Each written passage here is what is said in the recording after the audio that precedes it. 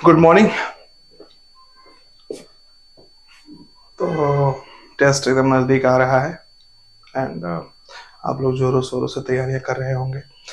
Good morning all of you. और देखिए, सारे चैप्टर्स का मतलब जो uh, थोड़े कॉन्सेप्चुअल होंगे, ठीक ठाक चैप्टर होंगे, उन सब का मैं कोशिश करूंगा कि टेस्ट के पहले सब आपको वीडियोस मिल जाए। मोस्ट ऑफ द वीडियोस, सारे वीडियोस बना बना पॉसिबल नहीं है थोड़ा सा, लेकिन मैं कोशिश पूरी करूंगा। ठीक है ना? तो तीनों वीडियोस मिल चुके होंगे आपको, सेल डिवीजन, सेल का, और एक कौन सा था, प्लांट किंगडम। ठीक है ना? काफी अच्छा रिस्पांस था आपका उस पर, देख के अच्छा लगता है, मजा आता है। अब देखिए इसमें जो दूसरा टेस्ट होगा शायद 2 फरवरी को, उसमें पूरी इकोलॉजी आ रही है। तो इकोलॉजी आ रही है, उसमें जो पहला सबसे इंपॉर्टेंट जो चैप्टर होता है जिससे मोस्ट ऑफ द क्वेश्चन पूछे जाने का आशंका होता है, वो है ऑर्गेनिज्म एंड पॉपुलेशन। उससे टेस्ट, उसका मतलब वीडियो बन गया, 2 पार्ट में बनाया था मैंने, बहुत ही अच्छा वीडियो था वो, बहुत ही एकदम डिटेल है वो, मतलब वन शॉट तो नाम का है बस, एकदम एक एक एनसीईआरटी की लाइन है। इसमें दूसरा जो वीडियो है बाबू आपका इकोसिस्टम, और तीसरा वीडियो रहेगा बायोडाइवर्सिटी। तो 1 घंटे का वीडियो होगा इकोसिस्टम का, एनसीईआरटी का, लाइन बाय लाइन। कुछ एक्स्ट्रा नहीं जोड़ा है मैंने। अब 2-3 महीने बचे हैं, सिर्फ एनसीईआरटी पे फोकस करना है। जितने उसके वर्ड्स जितनी बार रट लोगे, जितना समझ लोगे, जितना उसको ना अब एकदम दिमाग में बिठा लोगे ना, वही अपना रहेगा। तो इसीलिए मैंने सोचा है, अब मैं इस पे एनसीईआरटी का पीडीएफ भी डाल सकता हूँ, लेकिन एनसीईआरटी थोड़ा पढ़ते पढ़ते बोरिंग हो जाती है, तो मैंने सोचा बस उसके उसके जो वर्ड्स हैं उसको वहां से कॉपी करके यहाँ पेस्ट करके अच्छे से मैं पढ़ाऊँ इसको। ठीक है ना? तो हम लोग इकोसिस्टम पढ़ने जा रहे हैं। ओके, तो बाबू ecosystem, welcome to the world of NEET biology with doctor Adarsh Ojha AD sir. ठीक है? तो गुरुकुल पाठशाला में आपका स्वागत है, और ये इसका ऑनलाइन प्लेटफॉर्म है जिसमें आपको one shot videos, video solution मिलते रहते हैं कभी कभी। ओके, तो अब देखिएगा, हम लोग पढ़ लेते हैं इसको। सबसे पहले इकोसिस्टम है क्या, समझते हैं। What is ecosystem? इकोसिस्टम क्या है? देखिए, पिछले चैप्टर जो ऑर्गेनिज्म पॉपुलेशन है, उसमें हमने इसकी बात करी थी थोड़ी सी, कि जैसे कि मान लीजिए एक जगह है, एक जगह है, वहां पे ऑर्गेनिज्म है, कई सारे ऑर्गेनिजम्स हैं। तो वो कई सारे ऑर्गेनिजम्स इकट्ठे रहते हैं और सेम टाइप के ऑर्गेनिज्म है, मतलब कि उनका स्पीसीज सब सेम है। उनका स्पीसीज अगर सेम है तो वो लोग हम कहलाते हैं, कहते हैं कि वो लोग पॉपुलेशन कहलाते हैं। क्या कहलाते हैं? कि एक किसी भी एक डिफाइंड कॉन्फाइंड ज्योग्राफिकल एरिया में, ज्योग्राफिकल रीजन में, कि वहां पे एक साथ मिल के रह रहे हो लोग। वो अगर लोग जो है वो इंसान है, तो इंसान है अगर होमो सैपियंस हैं सारे, तो वो हम कहेंगे ह्यूमन पॉपुलेशन। अगर कुत्ते एकजुट होकर रह रहे हैं, सब एक स्पीसीज के हैं, तो हम स्पीसीज सेम होनी चाहिए, इंटरब्रीडिंग होनी चाहिए, मतलब आपस में वो लोग सेक्सुअल कांटेक्ट बना सके ताकि बच्चा पैदा कर सके। समझ रहे हैं बात को? तो ये याद रखेंगे आप लोग। तो पॉपुलेशन, तो ऑर्गेनिज्म से बनता है पॉपुलेशन, और पॉपुलेशन जो है, डिफरेंट टाइप की पॉपुलेशन एक साथ रह रही है, तो उसको हम कम्युनिटी कहते हैं। क्या कहते हैं बाबू? कम्युनिटी कहते हैं, याद रखिएगा। अब देखो, कई सारी कम्युनिटी अगर रह रही है तो अकेले नहीं रह सकती, मतलब कि कम्युनिटी है तो सब बायोटिक है। क्या है बायोटिक? मतलब सब लिविंग है, अभी तक सब क्या है, लिविंग। अगर लिविंग को जिंदा रहना है तो उनको नॉन लिविंग चीजों का सहारा लेना पड़ेगा। जो नॉन लिविंग चीजें हैं, जैसे उन्हें हम बोलते हैं एबायोटिक फैक्टर। क्या बोलते हैं? Abiotic factor, abiotic factor. Got it ना? तो जो एबायोटिक, जैसे सॉइल हुआ, ठीक है, पानी हुआ, हवा हुआ, टेम्परेचर हुआ, सनलाइट हुआ, ये सब चीजें, इनको एबायोटिक बोलते हैं। तो कोई भी ऐसा बायोटिक नहीं है जो बिना एबायोटिक के जिंदा रह सके। तो दोनों का एक साथ रहना जरूरी है, और जब दोनों एक साथ मिल के रहते हैं ना, उस सिस्टम को बोलते हैं ecosystem. This was the best definition of ecosystem. ठीक है ना? आपने ऐसा सुना नहीं होगा, तो मैं पूरा एकदम शुरू से एकदम निचोड़ दिया आपको इसको ला करके, कि इकोसिस्टम एक्चुअल में है क्या। तो इकोसिस्टम क्या है? जहां पे कोई भी ऑर्गेनिज्म किससे इंटरेक्ट करता है, बताइए। Interaction between biotic and abiotic, याद रखिएगा, ये इकोसिस्टम है क्या। ध्यान से समझेंगे एक एक चीज को सब लोग। देखिए, देखो ध्यान से, जो लिविंग ऑर्गेनिज्म है बायोटिक, ठीक है, किसके साथ इंटरेक्ट करेगा? एबायोटिक के साथ इंटरेक्शन। ठीक है ना? तो बायोटिक में कौन कौन आ जाता है? बायोटिक में आता है प्लांट, बायोटिक में आता है एनिमल। थोड़ी तबीयत नहीं सही है तो उतना एनर्जी नहीं आएगा, लेकिन फिर भी मैं कोशिश करूंगा पूरी एनर्जी आए। और माइक्रोब्स, ये लिविंग ऑर्गेनिज्म है, इनको जिंदा रहना है तो एबायोटिक का सहारा लेना पड़ेगा।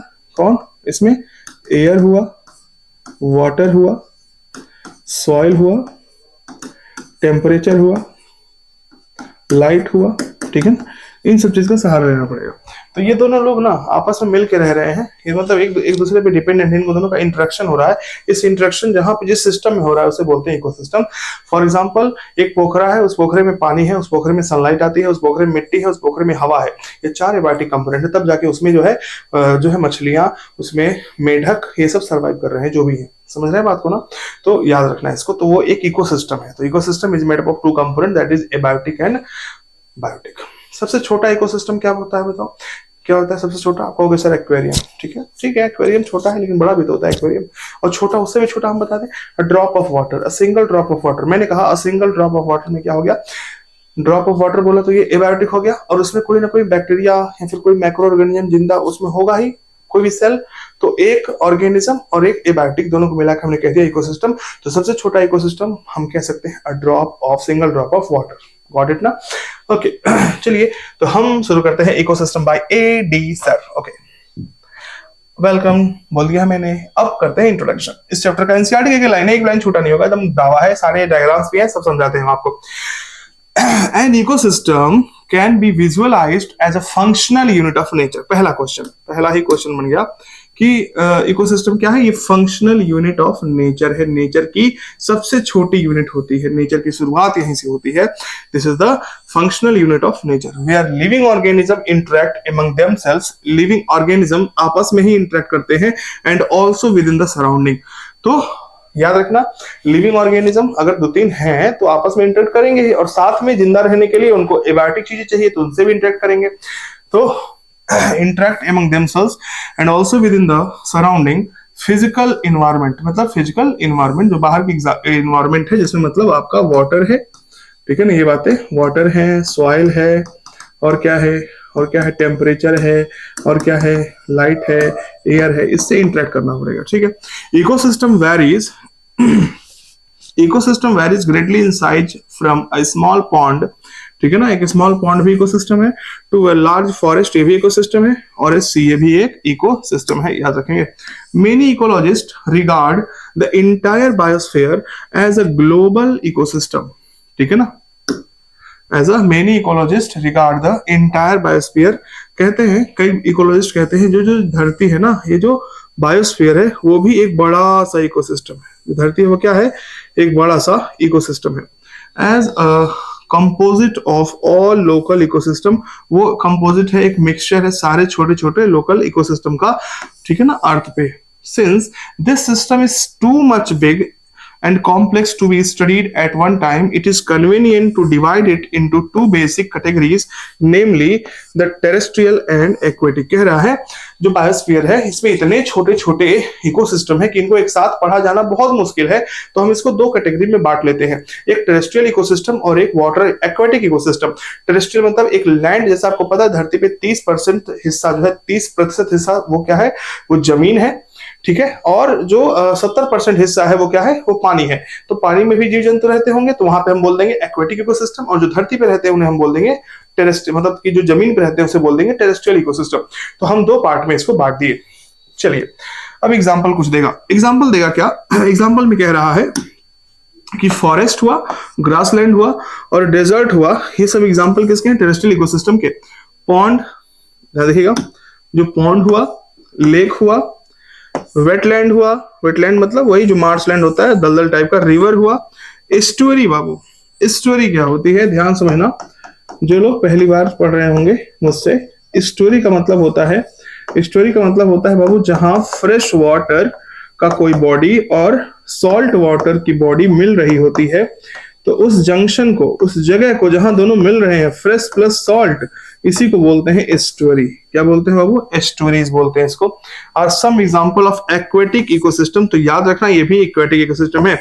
क्रॉप फील्ड, अब यहाँ पे हम बात करेंगे सिंथेटिक इकोसिस्टम की या तो मैन मेड इकोसिस्टम की। क्रॉप फील्ड यानी कि कोई भी खेत हो जिसमें क्रॉप उगाए गए हों, एंड एन एक्वेरियम, एक्वेरियम मतलब जिसमें मछली पालन होती है, may also be considered as man made, इसको भी हम मैन मेड इकोसिस्टम कहते हैं, ठीक है ना। तो याद रखिएगा, ये इंट्रोडक्शन पार्ट है इसका, जिसमें हमने ये सब चीजें देखी। एक बात और है कि जो इकोसिस्टम टर्म है इसे एजी टेंसले ने दिया था, ठीक है ना। किसने दिया था? एजी टेंसले ने, आगे हम देखेंगे।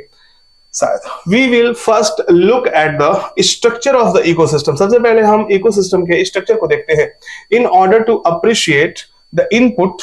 इनपुट का मतलब input, productivity, transfer of energy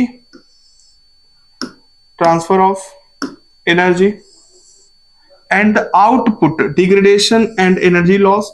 we will also look at, अच्छा देखिए कह रहा है we will first look at the structure of the system in order to appreciate the input.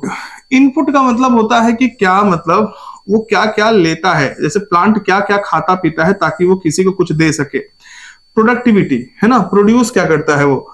Transfer of energy, energy का flow कैसे होता है। Food chain क्या होता है, फूड वेब क्या होता है। न्यूट्रिएंट साइक्लिंग क्या होती है, न्यूट्रिएंट साइक्लिंग तो हमारे सिलेबस से हट गई है।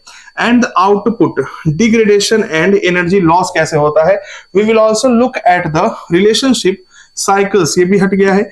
चेन देखेंगे हम, वेब देखेंगे, that are created as a result of these energy flow within the system. तो कह रहा है हम आगे चल के क्या पढ़ने वाले हैं। चलिए ये सब बातें, अब यहां से हमारा चैप्टर शुरू होता है।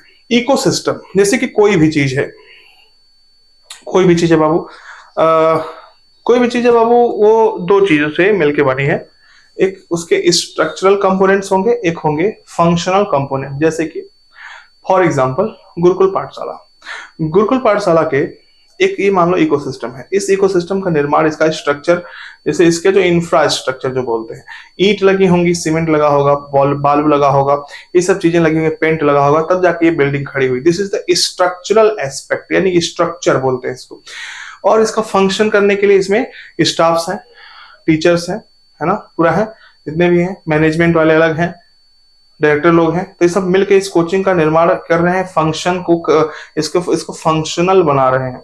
तो इकोसिस्टम भी उसी तरह से उसका स्ट्रक्चर भी होता है और फंक्शन भी होता है। तो सबसे पहले हम पढ़ने वाले हैं ecosystem structure and function.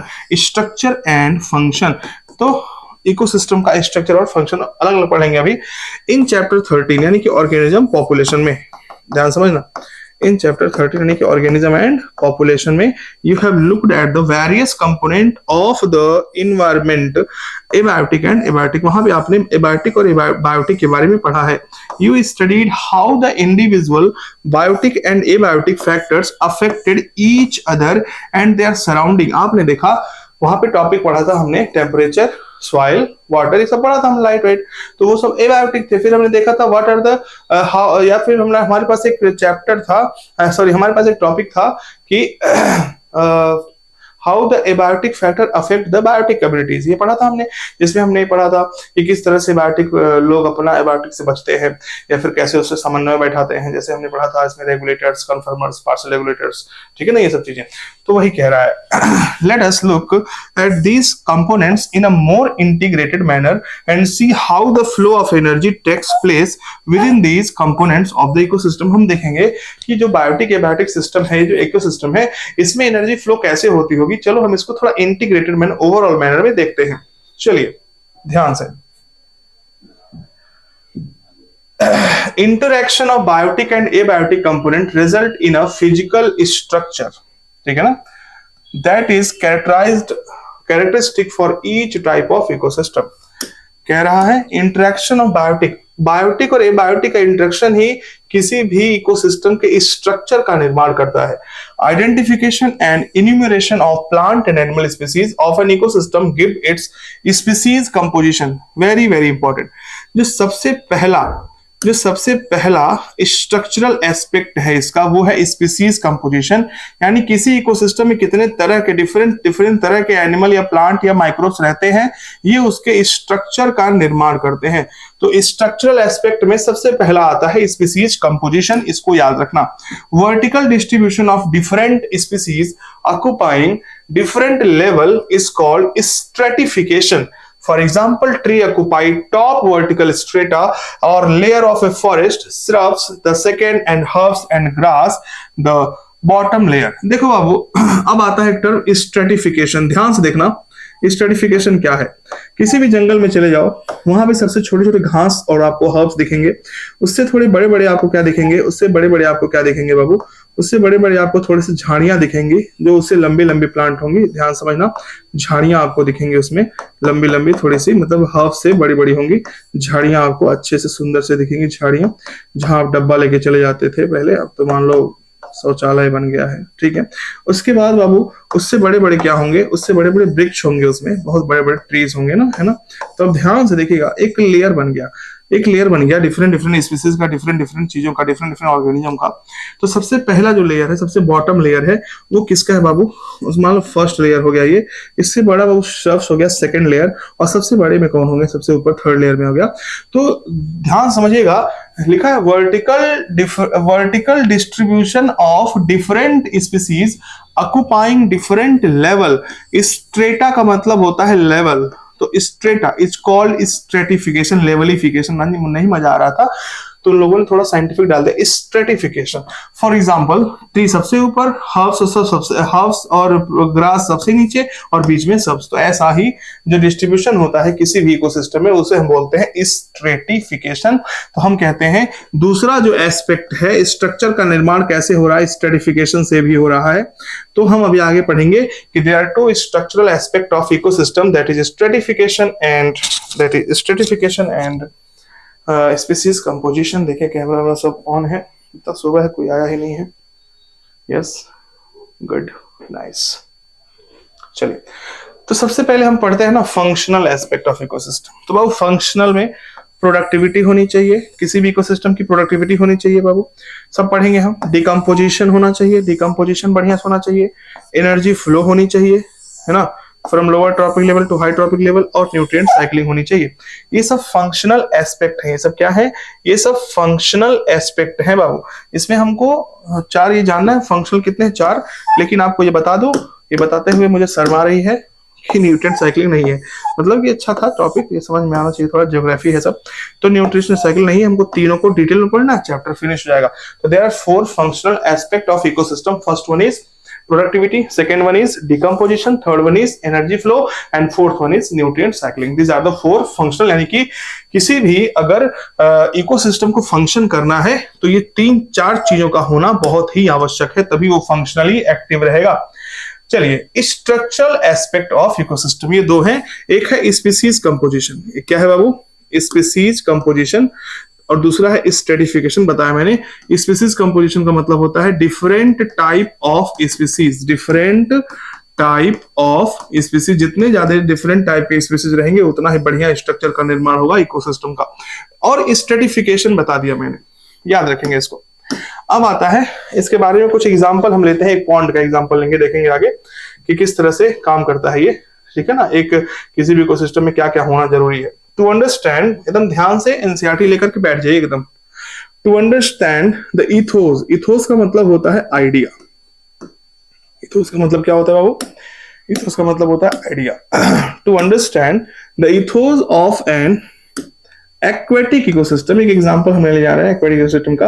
Late us take a small pond, एक पॉन्ड लीजिए as an example. This is a fairly a self sustainable unit and rather simple example that explain even the complex interactions that exist in an aquatic ecosystem। कह रहा है कोई भी एक बहुत बड़ा कॉम्प्लेक्स इकोसिस्टम हो, उसको अगर समझना है तो एक सिंपल सा एग्जांपल पहले समझ लीजिए, जिसको हम पॉन्ड का रूप में ले रहे हैं। ये एक सेल्फ सस्टेनेबल है, मतलब ये खुद अपनी संरक्षण कर सकता है, खुद ही घटता है, खुद ही बढ़ता है, खुद ही अपने आप को बनाता है, खुद ही बिगाड़ता है, सेल्फ सस्टेनेबल है। A pond, चलिए ध्यान से सुनिएगा। A pond is a shallow water body, यानी बहुत गहरा नहीं होता है, in which all the above mentioned 4 basic component of an ecosystem are well exhibited। तो जो 4 है ना, ये 4 वेरी वेरी इंपॉर्टेंट, 4 बेसिक में बताओ सब लोग, बोलो सब लोग, कौन कौन है। पहला प्रोडक्टिविटी, पहला कौन होना चाहिए किसी भी इकोसिस्टम में, 4 फंक्शनल एस्पेक्ट में पहला प्रोडक्टिविटी। दूसरा क्या होना चाहिए, डीकंपोजिशन, दूसरा क्या होना चाहिए, डीकंपोजिशन होना चाहिए ना। तीसरा क्या होना चाहिए बताओ, तीसरा होना चाहिए एनर्जी का फ्लो, तीसरा होना चाहिए एनर्जी का फ्लो। और चौथा क्या होना चाहिए बाबू, न्यूट्रिएंट या मिनरल साइक्लिंग। तो न्यूट्रिएंट साइक्लिंग, ये 4 एस्पेक्ट होने चाहिए। तो पॉन्ड में चारों कैसे होते हैं वो देखने जा रहे हैं हम लोग, ठीक है, okay. The abiotic component is the water with all the dissolved inorganic and organic substances and rich soil deposit at the bottom of the pond. अगर हम बात करें एबायोटिक कंपोनेंट्स की, बाबू किसी भी इकोसिस्टम में बायोटिक और एबायोटिक होता है, तो पहले एबायोटिक की बात करें तो इसमें बाबू वाटर होता है, वाटर के अंदर क्या होते हैं, इनऑर्गेनिक और ऑर्गेनिक सब्सटेंस डिसॉल्व होते हैं, और उसके अंदर सॉइल होता है। तो ये सब क्या हो गए, इसका पॉन्ड का एक एबायोटिक एग्जांपल हो गए। क्या क्या एबायोटिक फैक्टर पॉन्ड में होते हैं। तो सोलर इनपुट यानी सनलाइट हो गई, the cycle of temperature, temperature हो गया एबायोटिक में, day length and other climatic conditions regulate the rate of function of the entire pond. तो पॉन्ड के फंक्शन को रेगुलेट करने के लिए टेम्परेचर, लाइट, ये सब बहुत ही, सोलर इनपुट जो कह रहा है, ये सब बहुत ही ज्यादा रोल प्ले करते हैं। ठीक है, आगे देखिएगा आप, किसी भी इकोसिस्टम में ऑटोट्रॉपिक होना चाहिए, यानी कि प्रोड्यूस करने वाला प्रोड्यूसर होना चाहिए। तो वही लिखा हुआ है, the autotrophic components include the phytoplankton. Very very important, जो आपका एनसीईआरटी है उसी के जहां पे ये लिखा हुआ है पैरा, उसी के बगल में छोटा सा लिखो ऑटोट्रॉपिक, पहले लिखो पॉन्ड इकोसिस्टम। क्या लिखो, पॉन्ड इकोसिस्टम, उसमें लिखो ऑटोट्रॉपिक। कौन कौन होते हैं पॉन्ड में ऑटोट्रॉपिक, यानी कि जो खुद खाना बना सकते हैं, phytoplankton, some algae and the floating. पहला क्या लिखना, पहला लिखना फाइटोप्लैंक्टन, दूसरा एल्गी, और तीसरा फ्लोटिंग, ठीक है ना, फ्लोटिंग प्लांट, चौथा सबमर्ज्ड प्लांट, जो फ्लोटिंग मतलब ऊपर है, सबमर्ज्ड अंदर घुसे हुए हैं, एंड मार्जिनल, मार्जिनल मतलब जो पोखरे के किनारे किनारे होते हैं, आधा पानी में होते हैं, आधा मतलब ऊपर होते हैं, पार्शियली सबमर्ज या मार्जिनल कहते हैं। Plant found at the edges, edges मतलब किनारों पे। तो ऑटोट्रॉपिक कितने होते हैं, 4-5, ये नोट कर लेना। द कंज्यूमर्स, फिर लिखना नीचे कंज्यूमर, तो ये लिखा आपने ऑटोट्रॉपिक, अब लिखेंगे हेटेरोट्रॉप से कंज्यूमर्स आर। सबसे पहले कंज्यूमर में कौन होगा, जू प्लैंक्टन, उसके बाद कौन होगा, free swimming and bottom dwelling forms, ऊपर भी होंगे फ्री स्विमिंग और नीचे भी होंगे बॉटम में, ठीक है ना। द डिकम्पोजर्स, इसके बाद तीसरा लिखना डिकम्पोजर कौन होते हैं, पहला लिखा ऑटोट्रॉपिक, दूसरा लिखा आपने कंज्यूमर्स, तीसरा लिखे decomposers are the fungi. Decomposer में सबसे पहले कौन आता है, मैंने कहा ना डिकम्पोजर कहीं याद रखो, BFF, याद रखो BFF, B for bacteria, F for fungi, F for flagellates. तो याद रखना ये तीनों क्या है बाबू, यहाँ पे डिकम्पोजर्स है। तो ताकि हाँ डिकम्पोज करेंगे तभी ना वो डिकम्पोजिशन होगा। तो आपने देखा सारे एस्पेक्ट, यहाँ प्रोडक्टिविटी वाला देखा आपने, उसके बाद आपने देखा एनर्जी फ्लो कराने के लिए यहाँ पे कौन होते हैं, खाने के लिए कंज्यूमर्स होते हैं, फिर उनको सड़ाने के लिए डिकम्पोजर्स होते हैं। तो ये सब चीजें आपको पॉन्ड में दिखाई दे रही हैं। This system perform all the function, ये सिस्टम सारे फंक्शन परफॉर्म करते हैं of any ecosystem and of the biosphere as a whole. तो ये सिस्टम जो है सारे वो फंक्शन परफॉर्म करता है जो कोई भी इकोसिस्टम परफॉर्म करेगा, या तो पूरा बायोस्फीयर भी एक क्या है, इकोसिस्टम है। दैट इज, अब ध्यान से देखना, पहला कन्वर्जन ऑफ, पहला क्या कह रहा है, conversion of inorganic into organic material with the help of the radiant energy। मतलब इनऑर्गेनिक को ऑर्गेनिक में कन्वर्ट करेंगे सन लाइट की हेल्प से, of the sun by the autotrophs, plants के द्वारा, एल्गी के द्वारा, कंजम्पशन ऑफ द ऑटोट्रॉफ, यानी कि ये जो यहां तक है ना, ये लाइन जो ग्रीन से मैंने दिखाया है, इसको बाबू कह रहा है फोटोसिंथेसिस। कोई भी ऑटोट्रॉफ क्या करेगा, फोटोसिंथेसिस करेगा। अब जो फोटोसिंथेसिस से माल इकट्ठा हुआ है बाबू, ध्यान से समझना, जो फोटोसिंथेसिस से माल इकट्ठा हुआ है उसको खाएगा कौन, कंज्यूमर। तो consumption of the autotrophs by heterotrophs. अब दूसरा क्या हो गया, जो ग्रीन से मैंने दिखाया है आपको, देखिए ध्यान से, पिंक से दिखाया कंजम्पशन, यानी पहले क्या होगा, जो ग्रीन से दिखाया है वो क्या है, वो ऑटोट्रॉफ खाना बना रहे हैं, दूसरा बाबू कंजम्पशन कौन कर रहा है, कंजम्पशन हेटेरोट्रॉफ्स कर रहे हैं। अब उस दोनों मरेंगे तो डिकम्पोजिशन होगा, डिकम्पोजिशन एंड और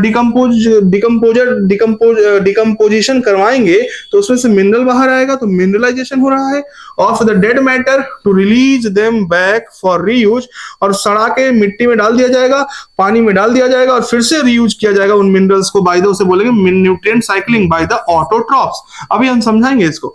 These events are repeated over and over again. There is very important line, ध्यान देखना, there is unidirectional movement of energy toward the higher trophic level and its dissipation यानी loss, dissipation loss and losses वही as heat to the environment. चलिए इसको समझाते हैं, एकदम अच्छे से समझिएगा इसको।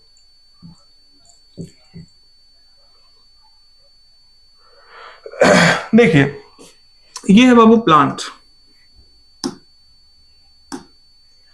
ध्यान से देखेंगे, ये है प्लांट, प्लांट को खा रहा है कोई भी एनिमल, ठीक है, कोई भी एनिमल खा रहा है, ठीक है, और इन सब पे लगे हुए हैं डिकम्पोजर्स। क्या लगे हैं बाबू? डिकम्पोजर्स। अब ध्यान से देखना बाबू, प्लांट ने खाना बनाया, तो मान लेते हैं इसने खाना बनाया, इसके पास ज्यादा एनर्जी होगी 1000 किलो जूल, और हम आगे पढ़ेंगे 10% लॉ कहता है कि 10% एनर्जी ट्रांसफर होता है, तो इसके पास पहुंचा होगा 100 किलो जूल। क्या पहुंचा होगा? 100 किलो जूल। अब देखिए, अब ध्यान से देखिएगा, जब दोनों मरेंगे तो इनको डिकम्पोज कौन करेगा? डिकम्पोज कौन करेगा बाबू? डिकम्पोजर्स, बैक्टीरिया, फंजाई बेसिकली होते हैं। अब देखिए, अब अगर पानी का है तो फ्लैजलेट भी जोड़े उसमें बाबू। हम कहते हैं जो ये है ट्रॉपिक लेवल 1, ये है ट्रॉपिक लेवल 2, तो एनर्जी का फ्लो कहां से कहां होता है? T1 लो है, लोअर ट्रॉपिक लेवल, T2 बड़ा है, तो यानी कि energy always flow in one directional, unidirectional लिखा हुआ है, means from lower trophic level to higher trophic level. अब ध्यान से देखना, लेकिन जब डिकम्पोजर एनिमल को डिकम्पोज करेगा तो न्यूट्रिएंट्स निकलेंगे, और न्यूट्रिएंट्स कहां जाएंगे? प्लांट सोख लेगा, फिर प्लांट मरेंगे। प्लांट कौन खा रहा है? एनिमल, तो न्यूट्रिएंट्स इसके पास आया। तो ये हम कहेंगे, याद रखना इस पॉइंट को, कि एनर्जी का जो फ्लो होता है यूनिडायरेक्शनल होता है, लेकिन जो एनिमल का फ्लो होता है वो बाई डायरेक्शनल या मल्टी डायरेक्शनल, सॉरी मिनरल्स का फ्लो, हाँ, जो एनर्जी का फ्लो होता है वो यूनिडायरेक्शनल होता है, लेकिन जो मिनरल्स का फ्लो होता है वो बाई डायरेक्शनल या साइक्लिक या मिनरल मल्टी डायरेक्शनल हो सकता है। चलिए अब देखिए प्रोडक्टिविटी क्या है। A constant input of productivity. Productivity क्या है? देखो प्रोडक्टिविटी पहले समझ लो क्या है प्रोडक्टिविटी। जैसे कि मान लो एक पेड़ है, मतलब एक आपके घर पे 2-3 पेड़ है, उस पेड़ को अगर आपने तौला 2023 में तो 1000 किलो का है कुल मिला के, और आपने उसे फिर वेट किया 2025 में या 2024 में कहें तो उसका वेट 1500 हो गया, 1500 हो गया। तो जो प्रोडक्टिविटी हुई ना, जो प्रोडक्शन हुआ ना 500 का हुआ, यानी कि 500 किलो बढ़ गया। तो यानी कि फोटोसिंथेसिस हुआ होगा और उसने फल फूल जो भी बनाए होंगे जिससे वेट उसका मास बढ़ा, तो हम कहें 500 किलो बढ़ गया एक साल में, तो उसे बोलते हैं प्रोडक्टिविटी। अब प्रोडक्शन और प्रोडक्टिविटी में क्या अंतर होता है ये सब हम बात देखने वाले हैं। देखिए ध्यान से, a constant input of solar energy is the basic requirement for any ecosystem। किसी भी इकोसिस्टम को सरवाइव करने के लिए सोलर एनर्जी का कांस्टेंट कंटिन्यूअस फ्लो, कंटिन्यूअस उस पे इंसिडेंस होना चाहिए to function and sustain. Primary, अब देखो प्रोडक्टिविटी को हमने 2 पार्ट में बांटेंगे, प्राइमरी प्रोडक्टिविटी एंड, ठीक है देखते हैं। Primary production is defined as the amount of biomass or organic matter produced per unit area over a time period by plant during photosynthesis।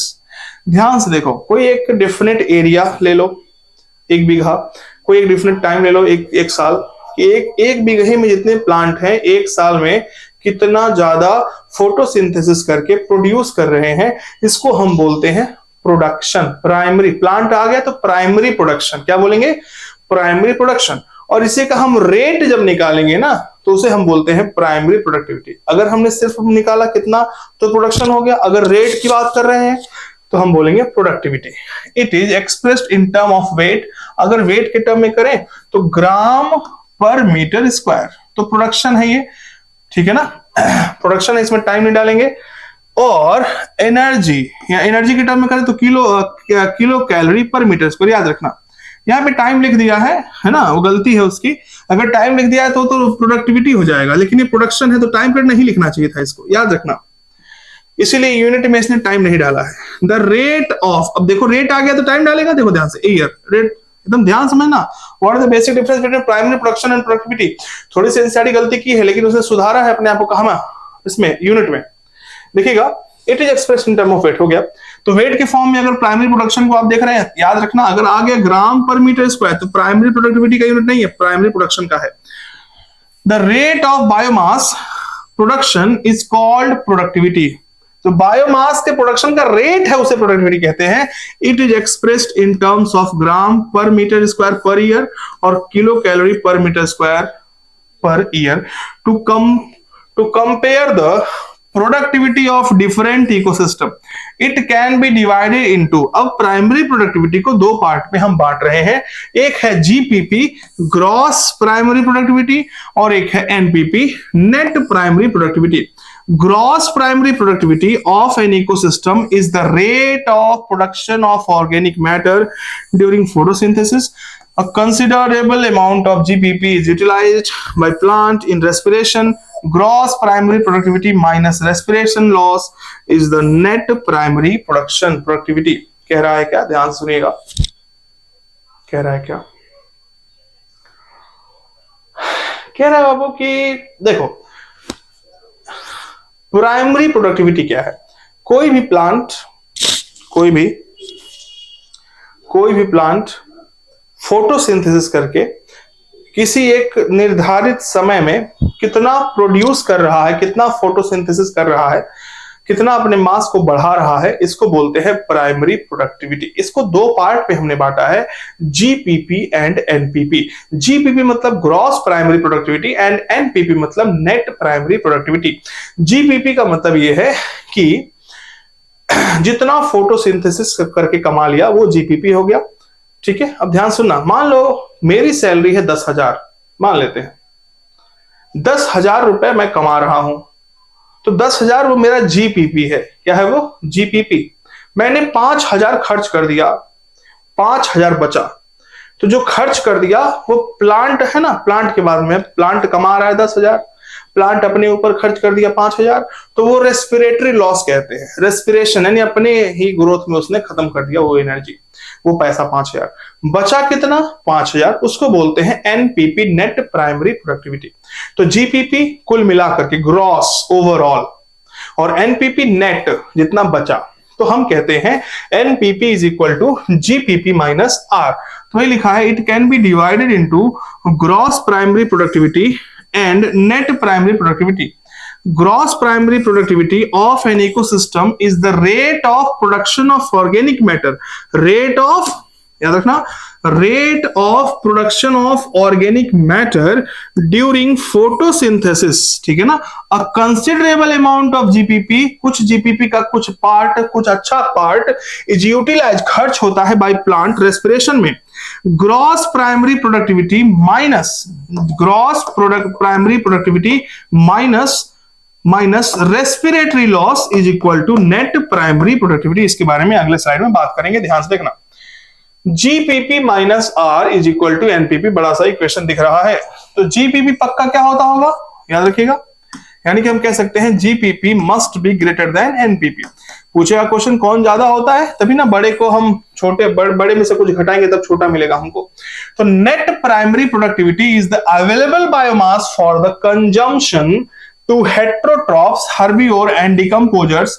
तो कह रहा है कि जो पूछेगा कौन सा ऐसा जीपीपी है कि एनपीपी है, जो बाबू अगर कोई हिरन या फिर कोई भी खा रहा है उसको क्या मिल रहा है, उसको बाबू क्या मिल रहा है, उसको मिल रहा है एनपीपी। क्योंकि जीपीपी तो मेरे पास था 10,000, तो अपने ऊपर खर्च कर लिया, तो जीपीपी थोड़ी सबको दूंगा, मैं क्या दे रहा हूं सबको, एनपीपी दे रहा हूं। Secondary productivity is defined as rate of formation of new organic matter by consumers. तो consumers मतलब कोई भी हर्बिवोर है, हर्बिवोर ने प्लांट खाया, प्लांट खा के बॉडी बनाई, बॉडी बना के तौला गया तो देखा गया कितना मास वो इकट्ठा किया है, उसको बोलते हैं सेकेंडरी प्रोडक्टिविटी। फिर से सुनिएगा, हमने पढ़ा प्राइमरी प्रोडक्टिविटी के दो पार्ट थे, पहला था बाबू आपका जीपीपी, दूसरा था एनपीपी। ठीक है, वो एकदम क्लियर हो गया। ठीक है, कोई दिक्कत नहीं होनी चाहिए। इसके बाद आता है बाबू आपका सेकेंडरी प्रोडक्टिविटी। इसको कह रहा है rate of formation of new, मतलब कोई हिरन प्लांट खाएगा तो उसके बॉडी में ऑर्गेनिक मैटर इकट्ठा होंगे, तो उस ऑर्गेनिक मैटर को इकट्ठा होने में होने का जो रेट है उसे हम बोलते हैं क्या, secondary productivity. Okay, primary productivity depends on the plant species in. चलो अब हम बात करने वाले हैं प्राइमरी प्रोडक्टिविटी किन किन चीजों पे डिपेंड करती है, एकदम एनसीईआरटी में मार्क करना। पहला है प्लांट स्पीसीज। पहला क्या है? प्लांट स्पीसीज, मतलब कि प्लांट की स्पीसीज पे कुछ ज्यादा प्रोड्यूस करेंगे, कुछ कम करेंगे, ठीक है। Particular area, it has depends on a variety of environment factor. दूसरा किस पे डिपेंड करेगा? इन्वायरमेंटल फैक्टर पे। दूसरा मतलब प्राइमरी प्रोडक्टिविटी किन किन चीजों पे डिपेंड करता है? पहला प्लांट स्पीसीज, दूसरा इन्वायरमेंटल एरिया, ठीक है। तीसरा अवेलेबिलिटी ऑफ न्यूट्रिएंट्स। तीसरा क्या है? एकदम ध्यान से, एकदम क्वेश्चन बता रहा हूं सब लोग एकदम ध्यान से। तीसरा क्या है? तीसरा क्या है बाबू? अरे यार फिर से, पहला क्या था? Plant species, type of plant species किसी भी एरिया में, पहला ये हो गया। क्या चल रहा है भाई, भूत प्रेत आ गए हैं क्या? प्लांट स्पीसीज पहला। दूसरा इन्वायरमेंटल फैक्टर। दूसरा क्या है? Environmental factor. तीसरा क्या है बाबू? अवेलेबिलिटी ऑफ न्यूट्रिएंट्स, मतलब न्यूट्रिएंट्स की अवेलेबिलिटी कहीं ज्यादा है तो कहीं कम है, तो जब ज्यादा होगी तो ज्यादा प्रोडक्टिविटी, जाहिर सी बात है। फोटोसिंथेटिक कैपेसिटी, प्लांट की फोटोसिंथेटिक कैपेसिटी क्या है? तो चार चीजें हैं जिन पे याद रखना क्वेश्चन बनेंगे एकदम 100%, जिन पे प्राइमरी प्रोडक्टिविटी डिपेंड करती है, ठीक है बाबू? ओके, याद रखेंगे। Therefore, it varies in different types of ecosystem। तो इसीलिए डिफरेंट टाइप इकोसिस्टम में ये चारों चीजें अलग अलग होती है, इसीलिए प्रोडक्टिविटी भी अलग होती है। अब यहां से क्वेश्चन की भरमार। द एनुअल, अब ध्यान समझना, बहुत लोग इसमें कंफ्यूज होते हैं। The annual net primary, net है जीपीपी नहीं है, net primary productivity of the whole biosphere is approximately 170 billion ton. Derive लिया गया है। Of this, despite occupying about 70% of the surface, the productivity of the oceans are only 55 billion tons. Rest, of course, is on land। चलिए समझते हैं क्या कह रहा है टीचर साहब। डिस्कस करो भाई, डिस्कस करो डिस्कस। कहीं खाली जगह है? ना एक पेज छोड़ दूंगा मैं ऐसे ही खाली।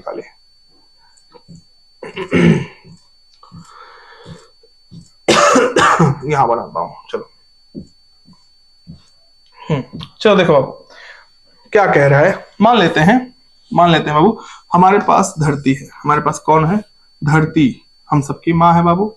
हमारे पास धरती है, ग्रीन बना देते हैं। हमारे पास धरती है, ठीक है बाबू, धरती है। अब बताओ इस धरती का, ध्यान सुनना, इस धरती का ये 70% हिस्सा क्या है? वाटर। 70% हिस्सा क्या है? वाटर। और वो 30% हिस्सा क्या है? लैंड। तो लैंड पे भी खूब ऑर्गेनिज्म है, वाटर में भी खूब ऑर्गेनिज्म है। तो सबको बाबू यही लगेगा कि लैंड पे कम प्रोडक्टिविटी होनी चाहिए और वाटर में ज्यादा होनी चाहिए। लेकिन होता क्या है, लैंड पे 115 बिलियन टन, कितना? 115 बिलियन टन की प्रोडक्टिविटी होती है, और यहां पे होती है 55 बिलियन टन, ठीक है, जो कि कम है बहुत।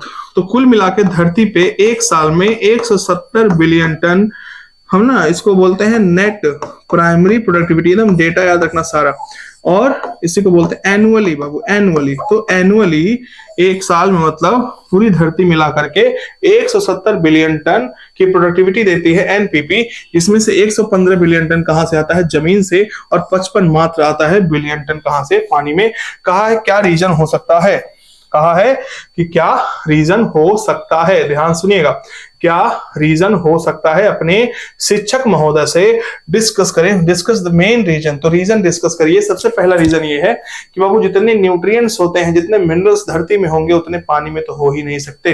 तो पहला रीजन। दूसरा, फोटोसिंथेटिक कैपेसिटी जो होती है वो धरती, मतलब कि जो लैंड पे प्लांट होते हैं उनकी ज्यादा होती है और वहां कम होती है। रीजन क्या है? लाइट। वहां लाइट बहुत कम पहुंचता है, यहाँ लाइट बहुत अच्छे से मिलता है। तो ये 3-4 रीजन हो सकते हैं, नोट कर लेंगे। ओके, अब देखिए यहाँ पे ध्यान से, इसको थोड़ा सा मैंने ऐसे भौकाल के लिए कि बढ़िया टीचर हूं मैं, ठीक है, बताने के लिए बताना पड़ता है ना। सोलर एनर्जी, ठीक है, इतना बढ़िया करने को ये हाल है बाबू। सोलर एनर्जी बाबू कहाँ मिला? देखो, एनर्जी स्टोर्ड ड्यूरिंग फोटोसिंथेसिस। जब सनलाइट गया तो फोटोसिंथेसिस हुआ, जीपीपी के फॉर्म में स्टोर हुआ। अब देखो इसमें से कुछ एनर्जी यूज हो गया होगा इनके खुद के ऊपर हो गया होगा, और कुछ एनर्जी जो हो गया वो स्टोर हो गया बायोमास के रूप में दूसरों के लिए एनपीपी। अब एनपीपी क्या है, तो हम कहें जो बाबू एनर्जी बनाई गई थी उसमें से हमने रेस्पिरेशन वाला जो लॉस है उसको हटा दो तो मिल गया एनपीपी। अब अच्छे से और समझ में आ गया होगा। अब हम पढ़ने वाले हैं डीकम्पोजिशन। क्या पढ़ने वाले हैं बाबू? डीकम्पोजिशन। कौन जीशन? डीकम्पोजिशन। चलिए देखते हैं डीकम्पोजिशन, ध्यान से इसको समझिएगा। डीकम्पोजिशन, डिकम्पोजिशन क्या है? सिंपल सा है, सब बकवास, एकदम कुछ है नहीं, समझ रहे हो ना? मतलब ज्योग्राफी चल रही है एकदम। यूपीएससी के एस्पिरेंट्स के लिए ये सब तो एकदम मजा आता है। देखिए जैसे इसमें दो टर्म आते हैं, डेट्राइटस और लीटर। क्या? डेट्राइटस और लीटर, ये क्या होता है? चलिए समझाते हैं हम आपको अच्छे से बना करके डिकम्पोजिशन।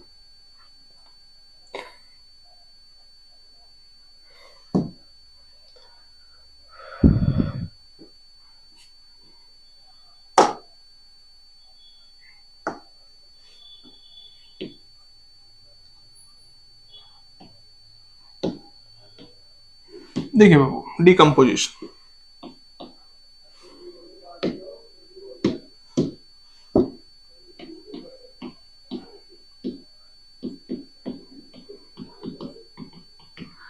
डिकम्पोजिशन देखिए बाबू, कोई भी पत्ता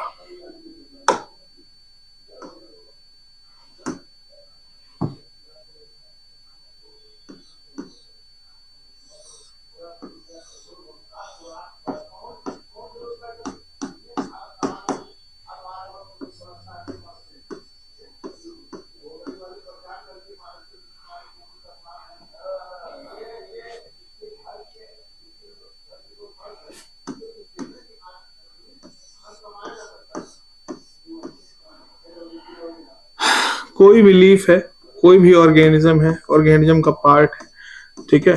जब लीफ पत्ता अपने पेड़ से बिछड़ जाता है बाबू, चल रहा है ना सब कुछ, सॉरी। जब पत्ता अपने पेड़ से बिछड़ जाता है तो मरा हुआ कहलाएगा, ऑर्गेनिज्म मर गया, मरा हुआ कहलाएगा। अभी तुरंत तुरंत मरे हैं तो हम इनको बोलते हैं बाबू लिटर। क्या बोलते हैं? लिटर। थोड़े से बाद में इनको हम क्या बोलते हैं? डेट्राइटस। जब मिट्टी उट्टी में लिपट जाते हैं तो हम बोलते हैं डेट्राइटस। क्या बोलते हैं बाबू? एकदम ध्यान सुनना, इसको हम बोलते हैं डेट्राइटस। क्या बोलते हैं? डेट्राइटस। Okay, got it. ये है बाबू आपका डिकम्पोजिशन शुरू हो रहा है, ठीक है। ये डेट्राइटस है। अब ध्यान से समझना बाबू,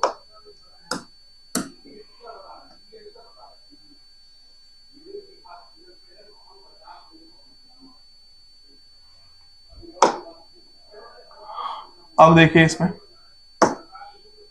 अब क्या होगा, इसका होगा कैटाबोलिज्म। इसका होगा क्या? कैटाबोलिज्म। कैटाबोलिज्म मतलब क्या होगा? देखो कुछ होते हैं डेट्राइटिवोर्स या डेट्रीवोर्स। डेट्रीवोर्स क्या करेंगे, इन पत्तों को, ये जो डेट्राइटस है, डेट्राइटस पे एक्ट करेंगे और इनको टुकड़ों टुकड़ों में बांट देंगे। जैसे एंट, चींटियां हुई, और जैसे पता नहीं कौन बाहर एकदम बकवास कर रहा है, कभी से बाहर एकदम चिल्ला रहा है, मतलब कि हद है, इतना नहीं सेंस है सबको। एंट, जो चींटियां हैं, जो अर्थवर्म है, ये सब यहाँ पे हैं। कैटाबोलिज्म, ठीक है। तो यहाँ पे छोटे छोटे इसको टुकड़े में बांट दिया, एकदम छोटे छोटे टुकड़ों में इसको क्या किया गया? बांट दिया गया, ठीक है। इसको हम बोलते हैं फर्स्ट स्टेप, या तो हम कहें फर्स्ट स्टेप जो है इसका कैटाबोलिज्म है। क्या है? कैटाबोलिज्म, ठीक है ना। सॉरी सॉरी सॉरी, इसको हम फ्रैगमेंटेशन बोलते हैं। क्या बोलते हैं बाबू? Sorry, my mistake. बाहर सब एकदम चिल्ला रहे हैं, एकदम दिमाग खराब कर दिए, मन कर रहा है छोड़ के चले जाएं, लेकिन बनाना पड़ेगा ना, तो मेरी मेहनत इतनी बड़ा बेकार हो जाएगी, ठीक। तो ये इसको हम बोलते हैं फ्रैगमेंटेशन। क्या बोलते हैं बाबू? फ्रैगमेंटेशन। तो पहला स्टेप हो गया फ्रैगमेंटेशन, जो कि जो डेट्राइटस है, जो मरे हुए पार्ट है, उन पे क्या हुआ? उन पे डेट्रीवोर्स ने अटैक किया और उसके छोटे छोटे पार्ट में बदल दिया, इसको बोलते हैं फ्रैगमेंटेशन। अब क्या हुआ? अब देखिए बाबू, अब हुआ क्या, अब बहुत प्यारी चीज, बहुत प्यारी सी घटना घटी। क्या घटी, यहाँ पे जो बैक्टीरिया है, जो फंजाई है, जो फंजाई बैक्टीरिया BFF जो है बाबू हमारे, वो इनके ऊपर छिड़क दिए केमिकल्स। क्या छिड़के, इनके ऊपर डाइजेस्टिव एंजाइम्स छिड़के। क्या छिड़का गया, डाइजेस्टिव एंजाइम्स। और इसे हम कहते हैं ना एक्स्ट्रा सेल्यूलर डाइजेशन। क्या बोलते हैं, extra cellular digestion. Extra cellular digestion हुआ। और अब क्या हुआ, एक्स्ट्रा सेल्यूलर डाइजेशन, अब ये लोग और छोटे छोटे पार्ट में टूट गए। इस प्रोसेस को बोलते हैं कैटाबोलिज्म। क्या बोलते हैं, कैटाबोलिज्म। अब ध्यान से देखिएगा, यहाँ पे दो चीजें मिलेंगी आपको, ह्यूमिफिकेशन और मिनरलाइजेशन। क्या मिलेगा यहाँ पे, दो चीजें, ह्यूमिफिकेशन और मिनरलाइजेशन। ध्यान से देखना, यहाँ पे दो चीजें होंगी कैटाबोलिज्म के बाद। एक होगा ह्यूमिफिकेशन। क्या होगा, ह्यूमिफिकेशन। और एक होगा क्या, एक होगा आपका मिनरलाइजेशन, मिनरल्स का फॉर्मेशन, मिनरलाइजेशन। मींस ये जो बाबू ये जो कैटाबोलिज्म, जो फ्रेगमेंटेशन हुआ, पत्तों के छोटे छोटे पार्ट हो गए, उनके ऊपर जो बैक्टीरिया फंजाई जो डिकम्पोजर्स थे, ये क्या है, ये सब डिकम्पोजर है। डिकम्पोजर ने अपना केमिकल छिड़का, डाइजेस्टिव एंजाइम छिड़का, तो ये और छोटे छोटे पार्ट में बट गए, और छोटे छोटे पार्ट में बट गए। अब ध्यान से देखना, ध्यान देखिएगा, अगर ये थोड़े से बड़े बड़े पार्ट में है, थोड़े से बड़े बड़े पार्ट में है, तो इनको हम बोलेंगे ह्यूमस। क्या बोलेंगे, ह्यूमस। और इस प्रोसेस को बोलेंगे ह्यूमिफिकेशन।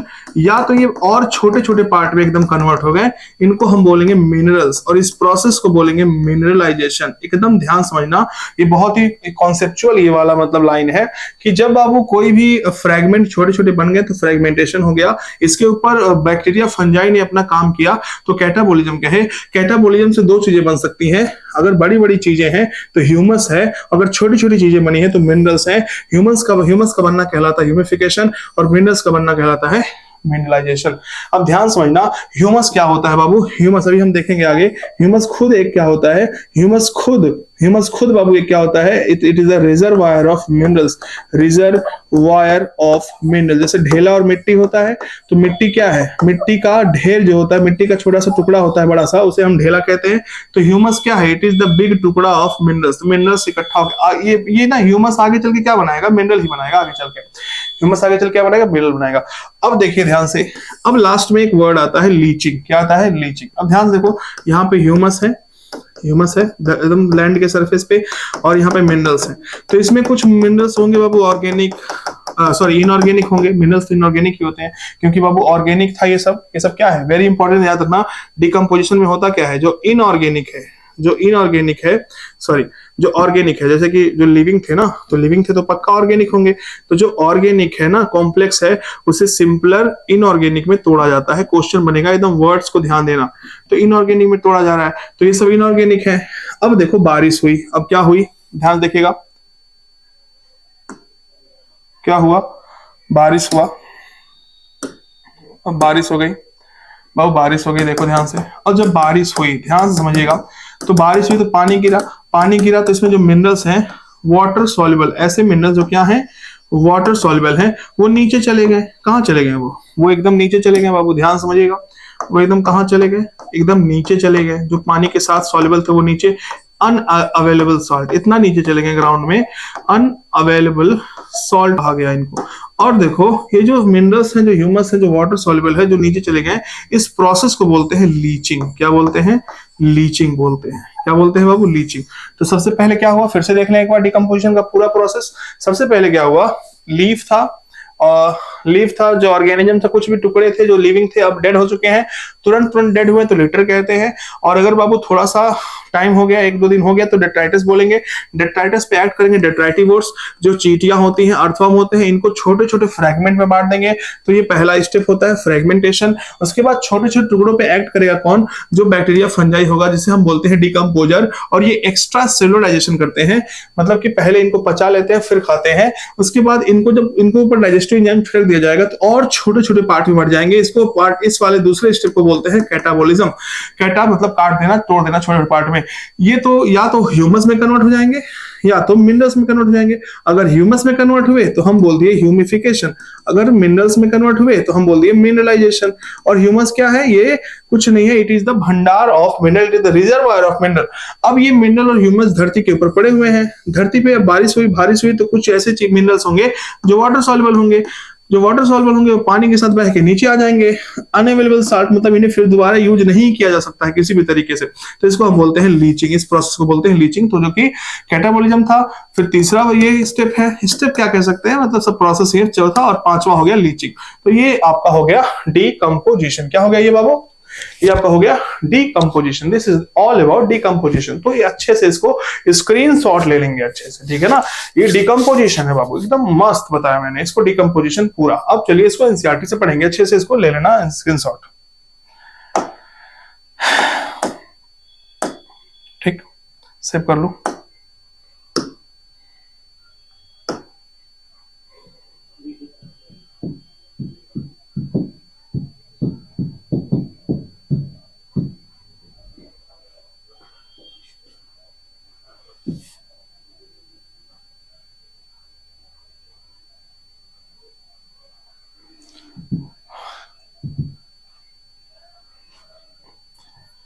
हाँ, डीकंपोजिशन। तो क्या लिखा हुआ है? detritivores example earthworm break down detritus into smaller particle, ठीक है। this process is called fragmentation। क्या बोलते हैं इसको? fragmentation बोलते हैं। by the process of leaching, अब देखो तुरंत लीचिंग दे दिया, तो ऐसा मत समझना कि लीचिंग इसके बाद आता है ना। Leaching water soluble inorganic nutrients, ऐसे इनऑर्गेनिक न्यूट्रिएंट्स जो कि क्या है, जो वाटर सॉल्युबल है, क्या है, जो वाटर सॉल्युबल है। लीचिंग के द्वारा क्या होता है? वाटर सॉल्युबल जो इनऑर्गेनिक न्यूट्रिएंट्स हैं go down into the soil horizon, एकदम नीचे, एंड गेट प्रेसिपिटेटेड, वहां बैठ जाते हैं as unavailable salt. Bacterial and fungal enzymes degrade detritus into simpler inorganic substance। तो फ्रेगमेंटेशन के बाद ये लाइन देनी चाहिए थी, फिर ये लाइन देनी चाहिए थी, इसलिए ये गलत लिखा है, एकदम घटिया लिखा है। This process is called catabolism. देख लिया आपने। It is important to note that all the above steps in decomposition operate simultaneously on the detritus। detritus पे सब एक साथ, ये तीनों प्रोसेस, फ्रेगमेंटेशन, लीचिंग और ये कैटाबोलिज्म एक साथ उस पे काम कर रहे हैं। Humification and mineralization occur during decomposition in the soil. Soil के अंदर, ये सब सॉइल के ऊपर हो रहा है, इसलिए एक साथ दे दिया है, घटिया नहीं है, कुछ सोच के दिया होगा। तो सॉइल के ऊपर ये सब काम कर रहे हैं, और सॉइल के नीचे यानी सॉइल में दो चीजें होंगी, एक बाबू ह्यूमस का फॉर्मेशन और एक होगा मिनरल का फॉर्मेशन। देखते हैं ह्यूमिफिकेशन का क्या होता है, एकदम ध्यान समझिएगा। Humification leads to accumulation of dark colored amorphous substance called humus that is highly resistant to microbial action। microbe इनको तोड़ नहीं पाते हैं, and undergoes decomposition at the extreme। इनका decomposition बहुत ही slow होता है। तो humus बन गया, जिनका डिकम्पोजिशन अभी इसको बताते हैं बहुत ही स्लो होता है। आगे देखिए, बीइंग कोलॉइडल इन नेचर, ये कोलॉइडल होते हैं। It serve as reservoir of nutrient, nutrient इसमें भरे होते हैं, मिनरल्स भरे होते हैं। The humus is further degraded by some microbes, कुछ माइक्रोब ऐसे होते हैं जो इनको भी डिग्रेड कर देते हैं, थोड़ा टाइम लगता है। And release of inorganic nutrients occur by the process known as mineralization, और फिर ये मिनरल्स में भी कन्वर्ट होते हैं। Decomposition is largely an oxygen requiring process। The rate of decomposition is controlled by chemical composition of detritus and climatic factor। ठीक है। The rate of decomposition होगा इन लोगों का, वो कौन कंट्रोल करेगा? दो चीजों से कंट्रोल होगा, एक केमिकल कंपोजिशन से और दूसरा क्लाइमेटिक फैक्टर से। Very important. पहला यहाँ क्वेश्चन ये बनेगा कि डिकम्पोजिशन ऑक्सीजन रिक्वायरिंग प्रोसेस है, ठीक है, ऑक्सीजन लगेगा इसमें। डिकम्पोजिशन का रेट कितने लोग कंट्रोल करेंगे? दो लोग मिलकर। पहला, केमिकल कंपोजिशन कैसा है इसका, और क्लाइमेटिक फैक्टर कैसा है, देखेंगे आगे। In a particular climatic condition decomposition rate is slower, decompose बहुत स्लोली होगा। अगर डेट्राइटस का बहुत कॉम्प्लेक्स चीजों से बना है, जैसे लिग्निन का बना है, काइटिन का बना है, ध्यान समझना।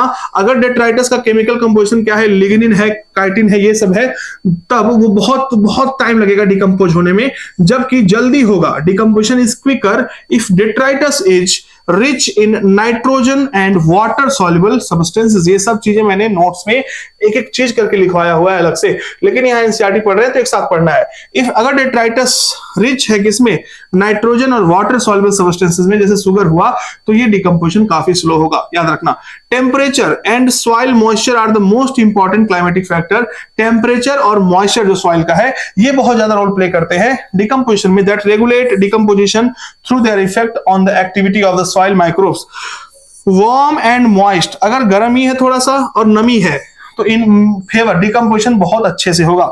लो टेम्परेचर अगर हो गया और एनारोबियोसिस, यानी कि एनारोबियोसिस का मतलब होता है बाबू टेम्परेचर कम हो गया और अगर ऑक्सीजन की क्वांटिटी एकदम कम है या तो नहीं है, इसे एनारोबियोसिस कहते हैं, तो डिकम्पोजिशन इनहिबिट हो जाएगा, होगा ही नहीं, result in the buildup of organic material, यानी कि ऑर्गेनिक मटेरियल ऑर्गेनिक ही रह जाएगा, इनऑर्गेनिक में टूटेगा नहीं। याद रखना इसको, फिर से समझा देते हैं। डिकम्पोजिशन जो है वो दो चीजों पे, जिसका रेट, उसका टूटने, किसी भी कंपाउंड के टूटने का जो रेट है वो दो चीजों पे डिपेंड करता है। पहला है बाबू आपका, पहला है कि वो कॉम्प्लेक्स चीजों से ना बना हो। अगर वो कॉम्प्लेक्स चीजों से बना है, जैसे काइटिन हुआ, सुबेरिन हुआ, लिग्निन हुआ, इन सब चीजों से बना है, तो बाबू उनको टूटने में समय लगेगा। अगर वो नाइट्रोजन कंटेनिंग कंपाउंड से बने हुए हैं, शुगर से बने हुए हैं, तो हम कहेंगे बाबू वो आसानी से टूट जाएंगे, क्विकर डिकम्पोजिशन होगा। दूसरी बात बाबू, केमिकल कंपोजिशन और क्लाइमेटिक फैक्टर ही दोनों डिसाइड करते हैं कि डिकम्पोजिशन तेज होगा या स्लो। तो केमिकल कंपोजिशन की बात हो गई। अब हम बात करते हैं दूसरा क्लाइमेटिक फैक्टर की। क्लाइमेटिक फैक्टर में देखें, अगर ऑक्सीजन बढ़िया से मिल रहा है और टेम्परेचर ठीक ठाक है और बाबू नमी है थोड़ी सी, तो हम कहेंगे ये तीन कंडीशन है, ऑक्सीजन, टेम्परेचर एंड मॉइस्चर, ये तीन चीजें अगर हैं तो अच्छे से डिकम्पोजिशन होगा। लेकिन लास्ट में लिखा है कि टेम्परेचर अगर लो हो गया और एनारोबियोसिस हो गया, यानी कि ऑक्सीजन की कमी हो गई, तो हम कहेंगे डिकम्पोजिशन एकदम होगा ही नहीं, इनहिबिट हो जाएगा। ठीक, अब लास्ट में बचा है एनर्जी फ्लो। क्या बचा है? एनर्जी फ्लो देख लेते हैं हम लोग। मोस्ट ऑफ द आधा चैप्टर से ऊपर हो गया है। एनर्जी फ्लो देख लें सब सही चल रहा है कि नहीं, फिर एनर्जी फ्लो भी देख लेते हैं इसी में, फ्लो में।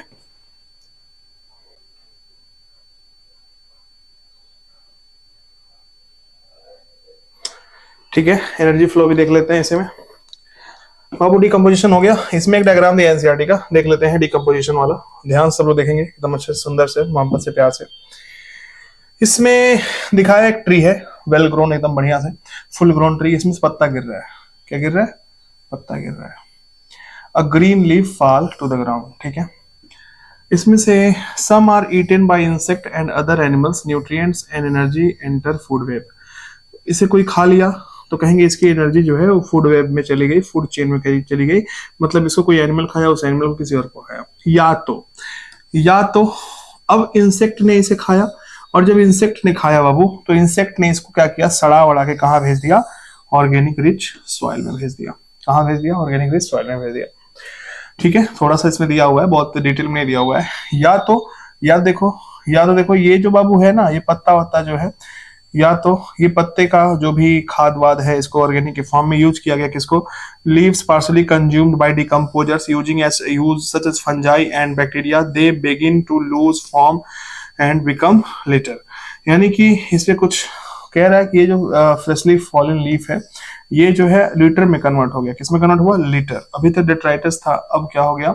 अभी तक लीटर डेट्राइटस कंफर्म, मतलब इसमें ज्यादा फर्क नहीं होता है, दोनों सेम जैसे समझे।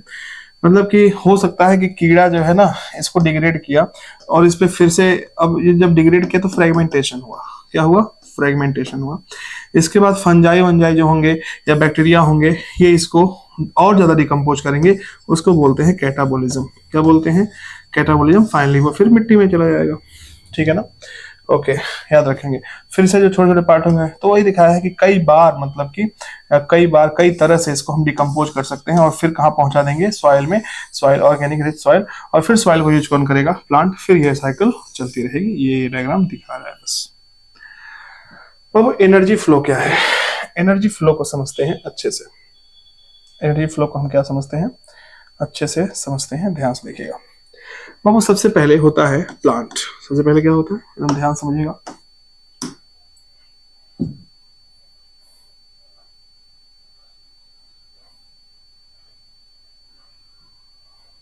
सबसे पहले क्या होता है? सबसे पहले होता है प्लांट। प्लांट, ध्यान से देखना होगा, प्लांट्स जो होते हैं इनको खा रहा है कोई भी हर्बीवोर्स। कौन खा रहा है? चलो इनको खा रहा है, मान लेते हैं डियर। क्या खा रहा है? डियर। डियर को खा रहा है वुल्फ, और वुल्फ को खा रहा है बाबू लॉयन। एकदम ध्यान से पहले समझ लीजिए फूड चेन क्या होता है, ट्रॉपिक लेवल क्या होता है, एनर्जी फ्लो क्या होता है। बाबू प्लांट जो है ना, इसको इसको नेचर ने, है ना, सन ने इसको लाइट दिया तो फोटोसिंथेसिस किया इसने। प्लांट ने फोटोसिंथेसिस किया, इसको खाया किसने? हिरन ने खाया। हिरन को किसने खाया? वुल्फ ने खाया। ठीक है, इसको किसने खाया? लॉयन ने खाया। ये पूरा एक फूड चेन है। ये क्या है? एक फूड चेन है।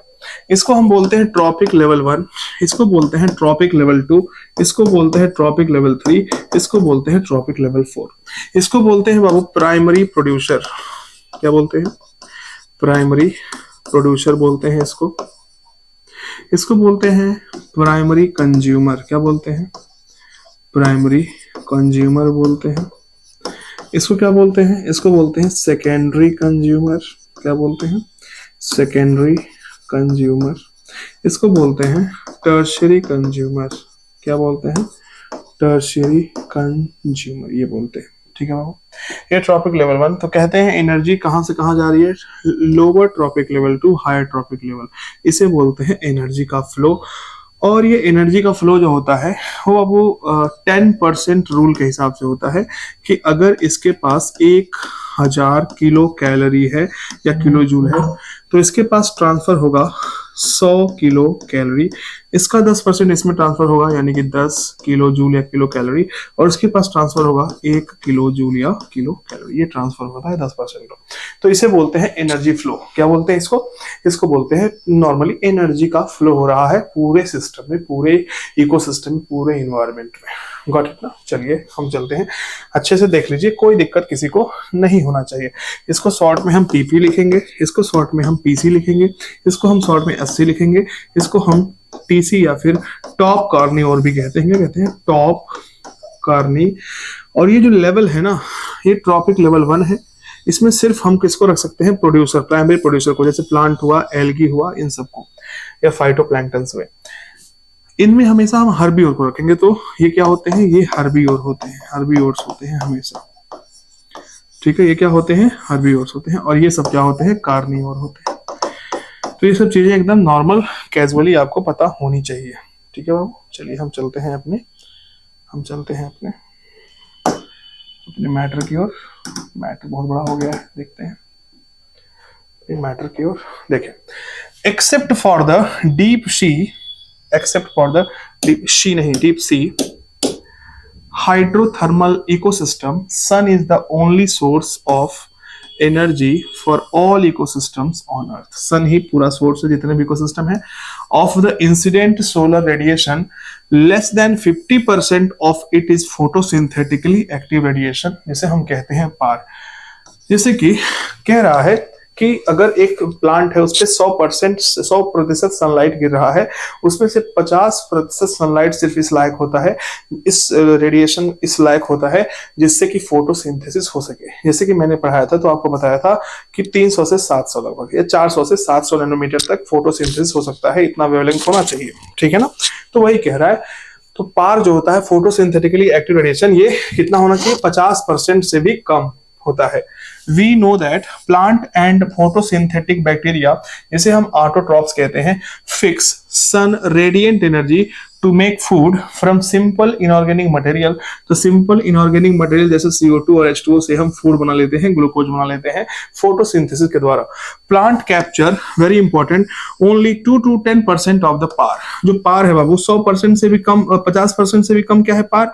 और उस 50% का 2 से 10% जो होता है उसी में पूरा फोटोसिंथेसिस हो जाता है, काम चल जाता है। And this small amount of energy sustain the entire living world. यानी कि यही 2 से 10% ऑफ पार जो है बाबू, इसी से पूरी दुनिया चलती है। So it is very important to know how the solar energy captured by plant flow through different organism of an ecosystem. और ये पूरा different organism different trophic level में क्या करती है बाबू? जाती है। All organisms are dependent for their food on producers either directly और कह रहा है जितने भी ऑर्गेनिज्म है वो प्रोड्यूसर पे ही डिपेंड होते हैं, एंट्रोपिक लेवल 1 पे ही डिपेंड होते हैं फूड के लिए, चाहे डायरेक्टली, अगर हेर्बिवोर है तो डायरेक्टली और कार्नियर है तो indirectly. So you find unidirectional flow of energy flow the sun to producers and then to consumers. Is this in keeping with the first law of thermodynamics? कह देना यस, ये फॉलो करता है फर्स्ट लॉ ऑफ थर्मोडायनेमिक्स। ध्यान से सुनिएगा आप, first law of thermodynamics को कैसे फॉलो करता है ये। कोई पूछे क्या जो फूड चेन है, जो एनर्जी फ्लो है, क्या वो फर्स्ट, हाँ बिल्कुल करता है। फर्स्ट लॉ ऑफ थर्मोडायनेमिक्स कहता है ना तो एनर्जी कभी मरती है ना तो वो बनती है, बस बल्कि एक से दूसरे फॉर्म में ट्रांसफॉर्म होती है। तो हम देखते हैं लाइट एनर्जी जो है एब्जॉर्ब करी प्लांट ने, उसको कन्वर्ट कर दिया केमिकल एनर्जी में। किसमें कन्वर्ट किया? केमिकल एनर्जी में, जो कि हम कहते हैं केमिकल ग्लूकोज में कन्वर्ट किया। फिर उस ग्लूकोज को खाया किसी हिरन ने और वो दौड़ रहा है तो वो मैकेनिकल एनर्जी में चेंज हो गई। तो एनर्जी का ट्रांसफॉर्म हो रहा है, इसीलिए हम इसको ट्रांस बोलते हैं, first law of energy follow कर रहा है। दूसरी जो एनर्जी ट्रांसफर हो रही है वो 100% ट्रांसफर नहीं हो रही है, 10-10% हो रही है। तो हम जानते हैं कभी भी 100% एफिशिएंसी के साथ कोई भी काम नहीं होता है। अब लिखा है क्या सेकंड लॉ फॉलो करता, बहुत इंपॉर्टेंट लाइन है। बहुत लोग इसको मतलब समझा नहीं पाते हैं, ऐसे ही बोलते हैं नीट के लिए नहीं है ये वो, ऐसे मैं समझाता हूँ, एकदम एकदम बाबू एकदम ध्यान से सुनिएगा। ये जो लाइन है बहुत इंपॉर्टेंट है। कह रहा है further ecosystem are not exempt, exempt मतलब आउट, मतलब सेकेंड लॉ ऑफ थर्मोडायनेमिक्स से भी अछूता नहीं है। मतलब कि ये फॉलो, याद रखना, ये फॉलो करता है सेकेंड लॉ ऑफ थर्मोडायनेमिक्स को भी। They need a constant supply of energy to synthesise the molecules they require to counteract the universal tendency toward increasing disorderliness. ठीक है ना, इस लाइन को बहुत अच्छे से समझिएगा, 2-3 बार देख करके समझिएगा। देखिए थर्मोडायनेमिक्स में आप पढ़ेंगे Q is equal to T delta S, या तो आप पढ़ेंगे delta S is equal to Q by T. यानी कि जो डेल्टा एस है ये entropy, change in entropy. Entropy क्या है? जैसे कि हम टेम्परेचर देते हैं, हीट देते हैं, तो मॉलिक्यूल्स दूर दूर जाते हैं, तो दूर दूर जा रहे हैं, तो ये जो दूर दूर रैंडमनेस है ना, इसी को बोलते हैं एंट्रोपी। रैंडमनेस ज्यादा तो एंट्रोपी ज्यादा। अब देखिए ध्यान सुनिएगा, सन से हमने एनर्जी लिया, उसको बनाया कुछ नया और फिर बांट रहे हैं सबको, तो एनर्जी का ट्रांसफर हमारे इन्वायरमेंट में हो रहा है, एनर्जी का एक आवागमन शुरू हो गया जिसकी वजह से मॉलिक्यूल्स दूर जाने लगे। आपको पता है कोई भी एनर्जी अगर एब्जॉर्ब करता है, किसी के पास एनर्जी आ जाता है, किसी के पास पैसा आ जाता है, तो वो बाबू रिएक्टिव हो जाता है, स्टेबल कम रह जाता है। तो हमने कहा मॉलिक्यूल्स ने जब एनर्जी एब्जॉर्ब करी तो वो दूर दूर जाने लगे, तो दूर दूर जाने लगे तो डिसऑर्डरनेस बढ़ गया, यानी कि रैंडमनेस बढ़ गया, एंट्रोपी बढ़ गई।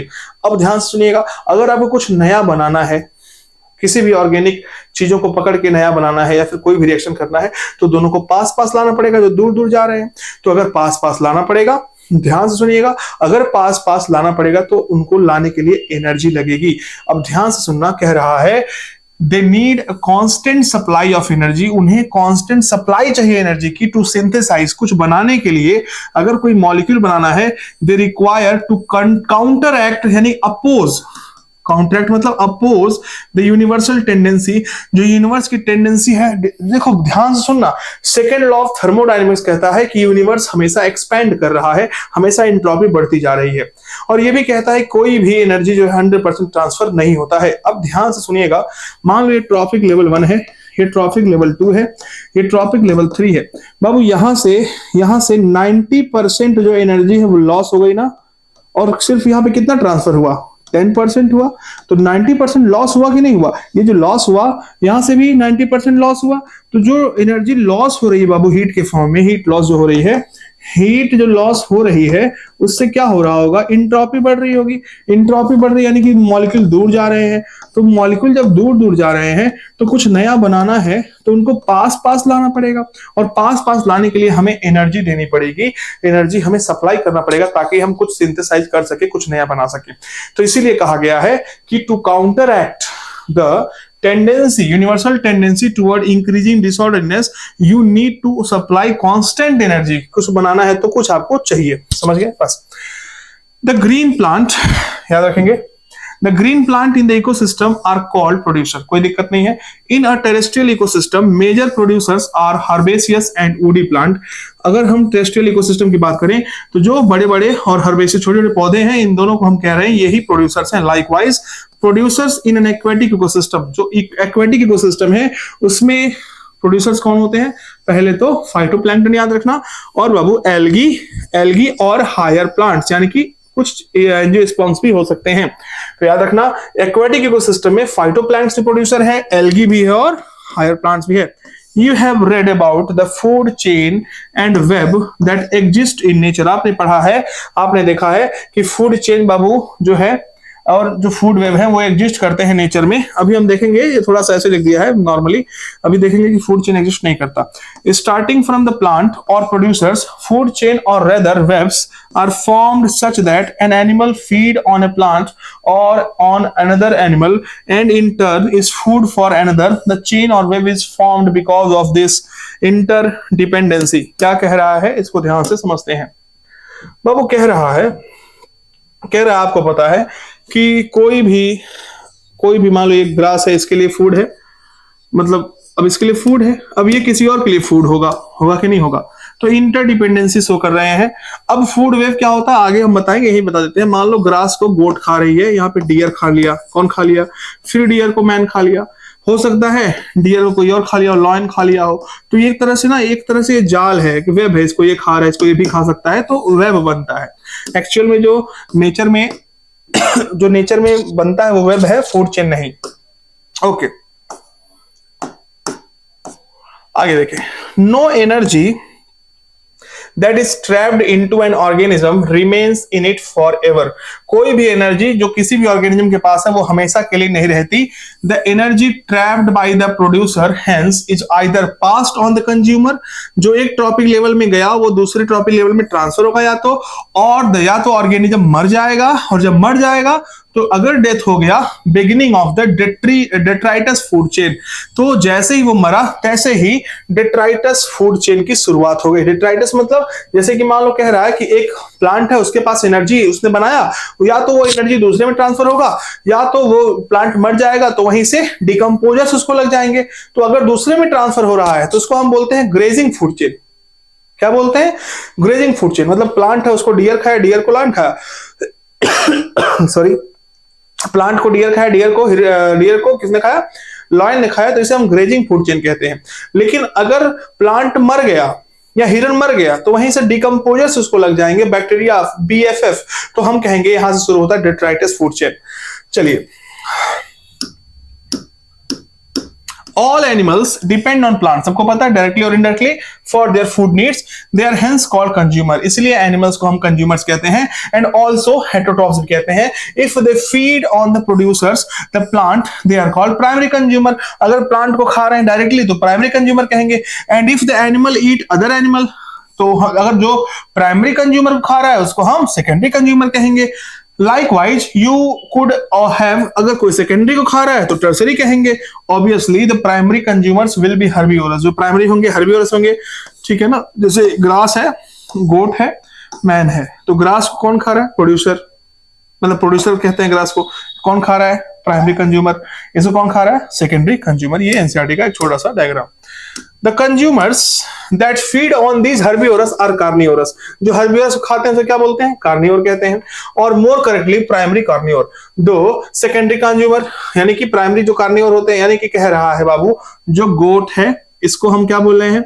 इसको हर्बिवोर बोल रहे हैं, या फिर बोल रहे हैं प्राइमरी कंज्यूमर।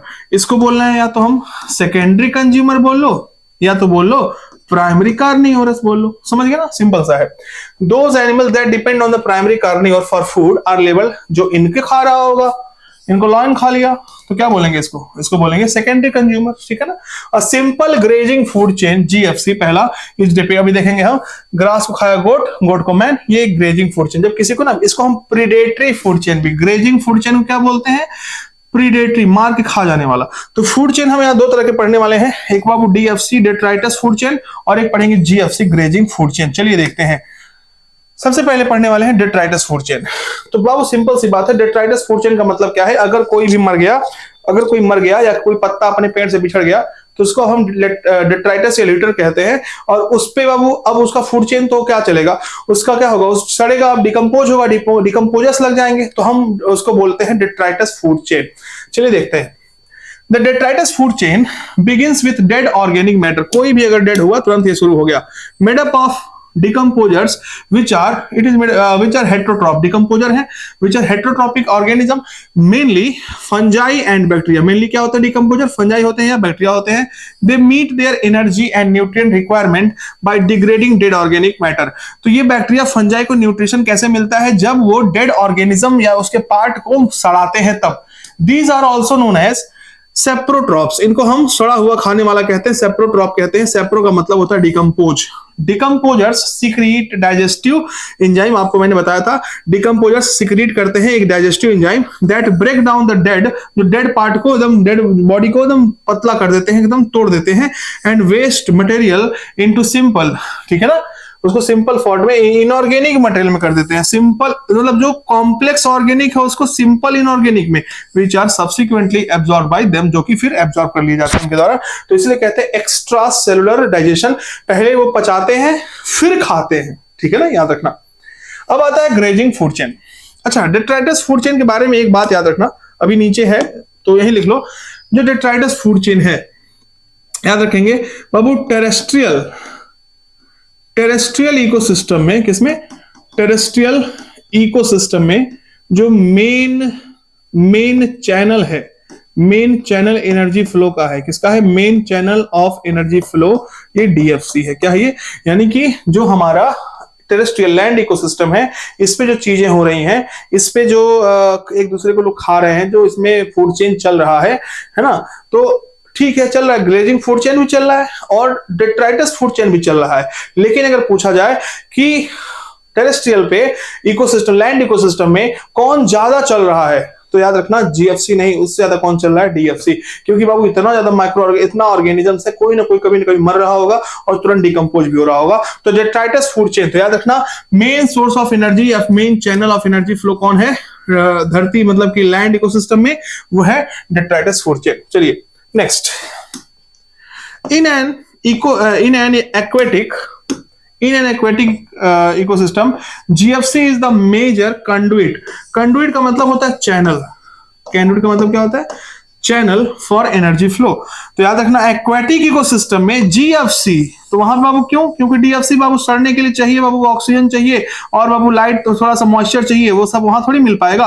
तो वहां पे डीएफसी होता होगा बहुत कम, सबसे ज्यादा क्या होता है, जीएफसी होता है, मार के खाने वाला। As against this, in a terrestrial ecosystem a much larger fraction of energy flow through the DFC. समझ गए ना, ये बहुत ही इंपॉर्टेंट पैरा है आपके लिए।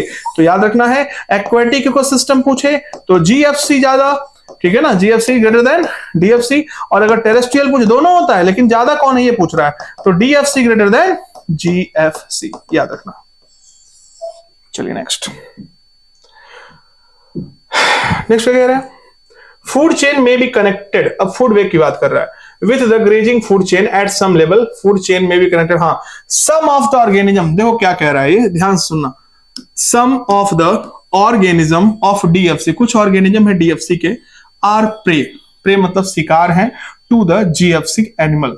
समझते हैं, देखो ध्यान सुनना, ये है बाबू प्लांट, ये क्या है, प्लांट, इसको लग गए डिकम्पोजर।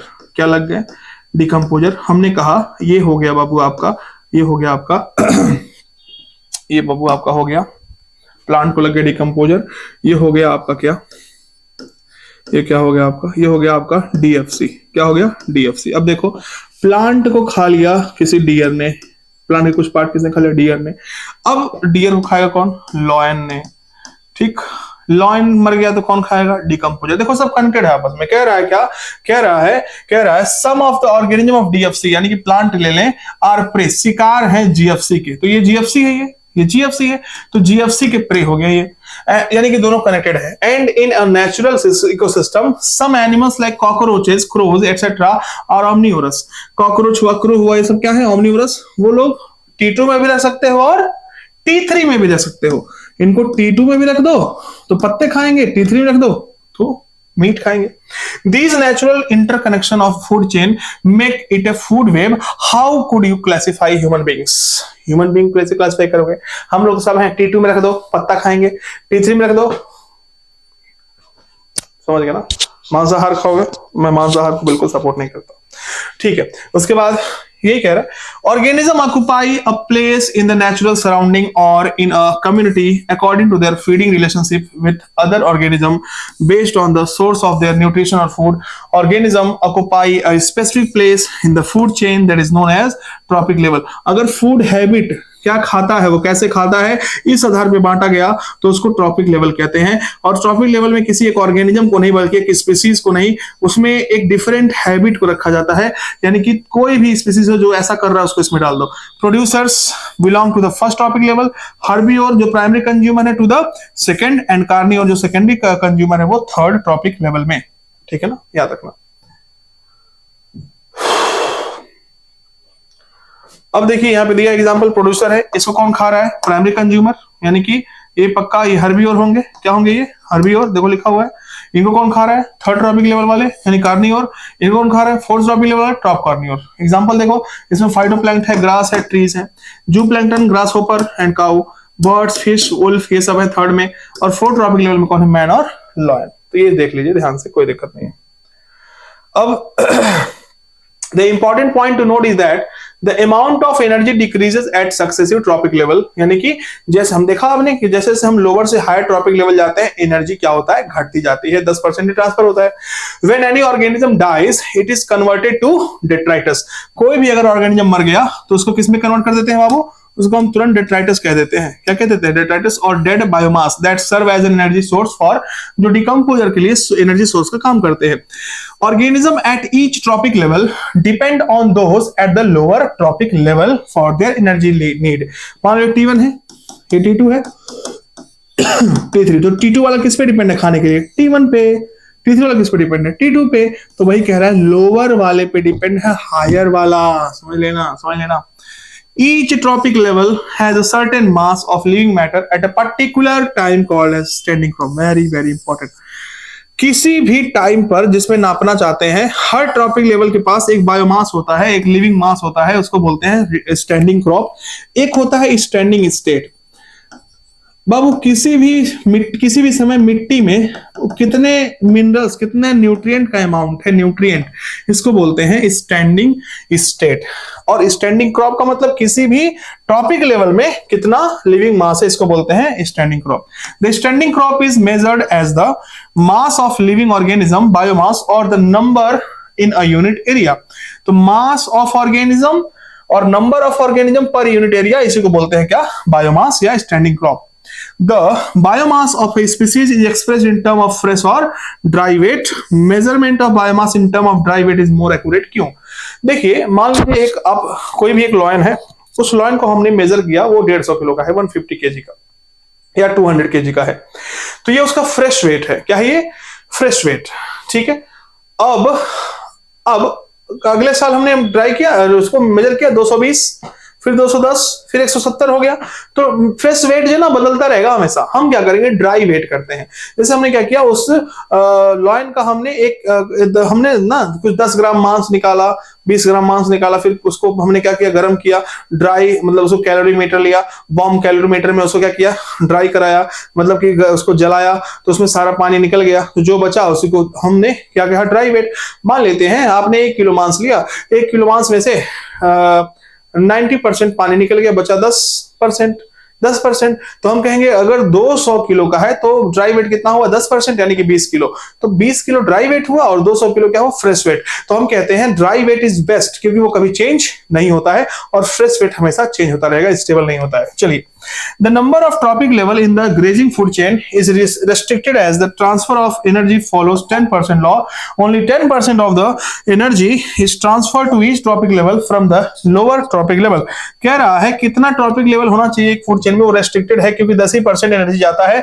हम मान लें 8-9 बना दिए ट्रॉपिक लेवल, तो बाबू एनर्जी लास्ट तक पहुंचेगी ही नहीं। तो मानते हैं 3 से 4 अगर ट्रॉपिक लेवल है तो उसे बेस्ट हम मानते हैं कि बेस्ट वो है। In nature, it is possible to have so many levels: producer, herbivore, primary, carnivore, secondary carnivore, or in the grazing food chain. In the grazing food chain, do you think there is any such limitation in detritus food chain? हाँ बिल्कुल है। उसमें क्या होता है, उसमें एक बार शिकार होता है, सब शिकारी होते हैं, मतलब क्या होता है उसमें, कोई भी है, उसमें कोई भी डेट्राइटस है, ठीक है ना, डेट्राइटस, उसमें क्या आ जाता है, उसमें क्या आ जाता है, उसमें क्या आ जाता है, उसको डिकम्पोजर्स आ जाते हैं, सिंपल सी बात है। तो उसमें लिमिटेशन तो है ही। अवेलेबल सोलर, अब देखिए क्या है लिखा है, देखते हैं। Available solar energy often remain underutilized. Decomposition is a largely aerobic process requiring oxygen.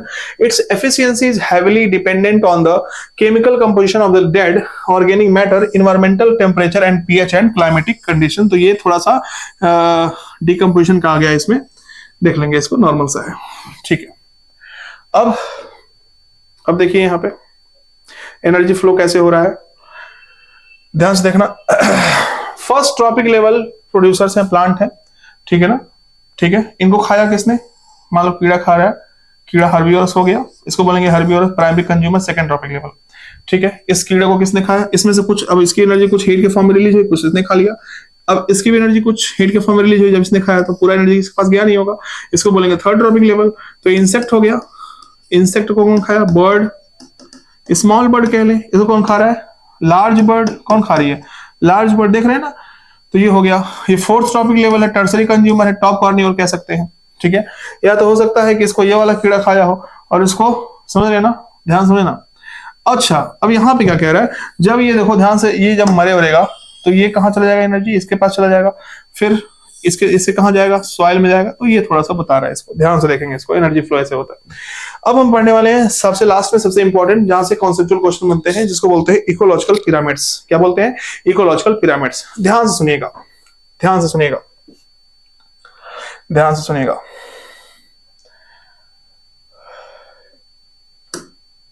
ध्यान से सुनिएगा।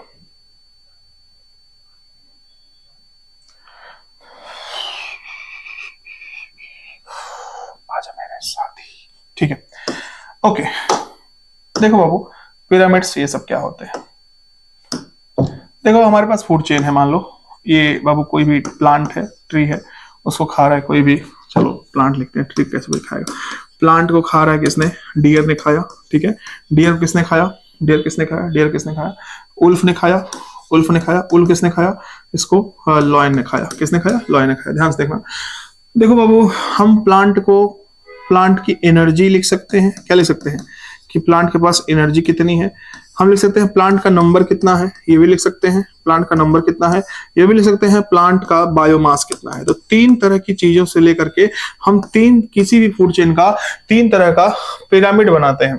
जैसे मान लेते हैं प्लांट है, सबसे ज्यादा एनर्जी होगा 1000 किलो कैलोरी, इसके पास होगा 100 किलो कैलोरी, इसके पास होगा 10 किलो कैलोरी, इसके पास होगा 1 किलो कैलोरी। नंबर की बात करें, किसी भी एक एरिया में प्लांट ज्यादा है, मान लेते हैं 100 प्लांट है, डियर कितने हैं 30, वुल्फ कितने हैं 10, शेर कितना है 1, ठीक है, ये मान लेते हैं नंबर है।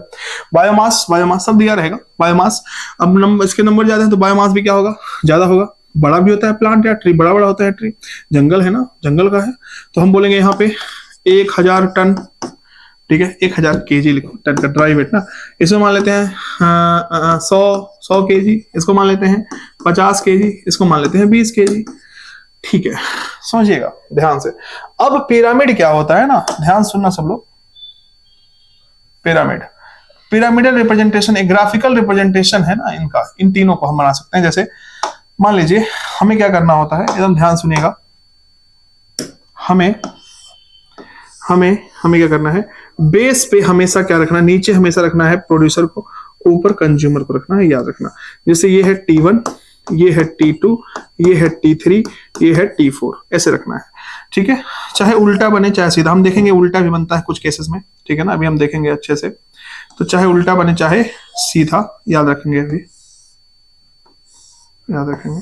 तो यहाँ पे क्या आएगा T1, यहाँ पे क्या आएगा T2, यहाँ पे आएगा T3, यानी कि उल्टा बने, सीधा बने, टेढ़ा बने, कैसा बने, हमेशा सबसे नीचे T1 को रखना है, उसके ऊपर T2 को रखना है, उसके ऊपर T3 को रखना है, सबसे ऊपर T4 को रखना है। ये बिल्कुल भी भूलना नहीं, भूलना नहीं। चलिए, अब मान लो हमको एनर्जी का बनाना है, तो सबसे नीचे बड़ा है एनर्जी तो ब्रॉड आएगा, इसको हम देखो बार मेथड भी कह सकते हैं ना, तो ब्लॉक एंड बार मेथड, तो ऐसे भी कर सकते हैं। देखो नीचे क्या है, 1000 किलो कैलोरी, किलो क्योंकि यहाँ पे T1 वाला है।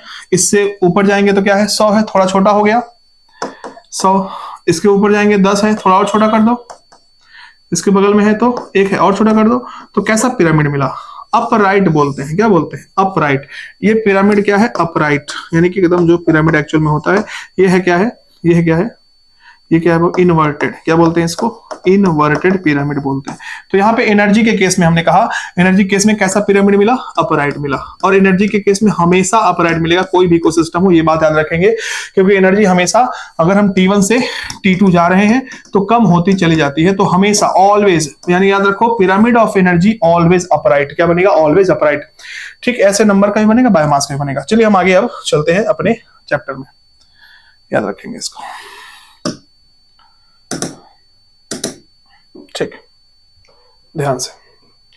पिरामिड्स क्या है, an ecological pyramid is a graphical representation showing the relationship between different organisms in an ecosystem. ठीक है ना, डिफरेंट ऑर्गेनिज्म का क्या रिलेशन है आपस में खाने को लेकर के, उसे हम बोलते हैं, इस ग्राफिकल रिप्रेजेंटेशन को बोलते हैं क्या, ecological pyramid. It shows the flow of energy at different trophic level in an ecosystem. ठीक है, you must be familiar with the shape of a pyramid. आप पिरामिड के शेप से बिल्कुल फैमिलियर होंगे। The base of pyramid is broad. Base क्या होता है, ब्रॉड, चौड़ा होता है। And it narrows toward the apex. ऊपर से जाते हैं तो किनारे।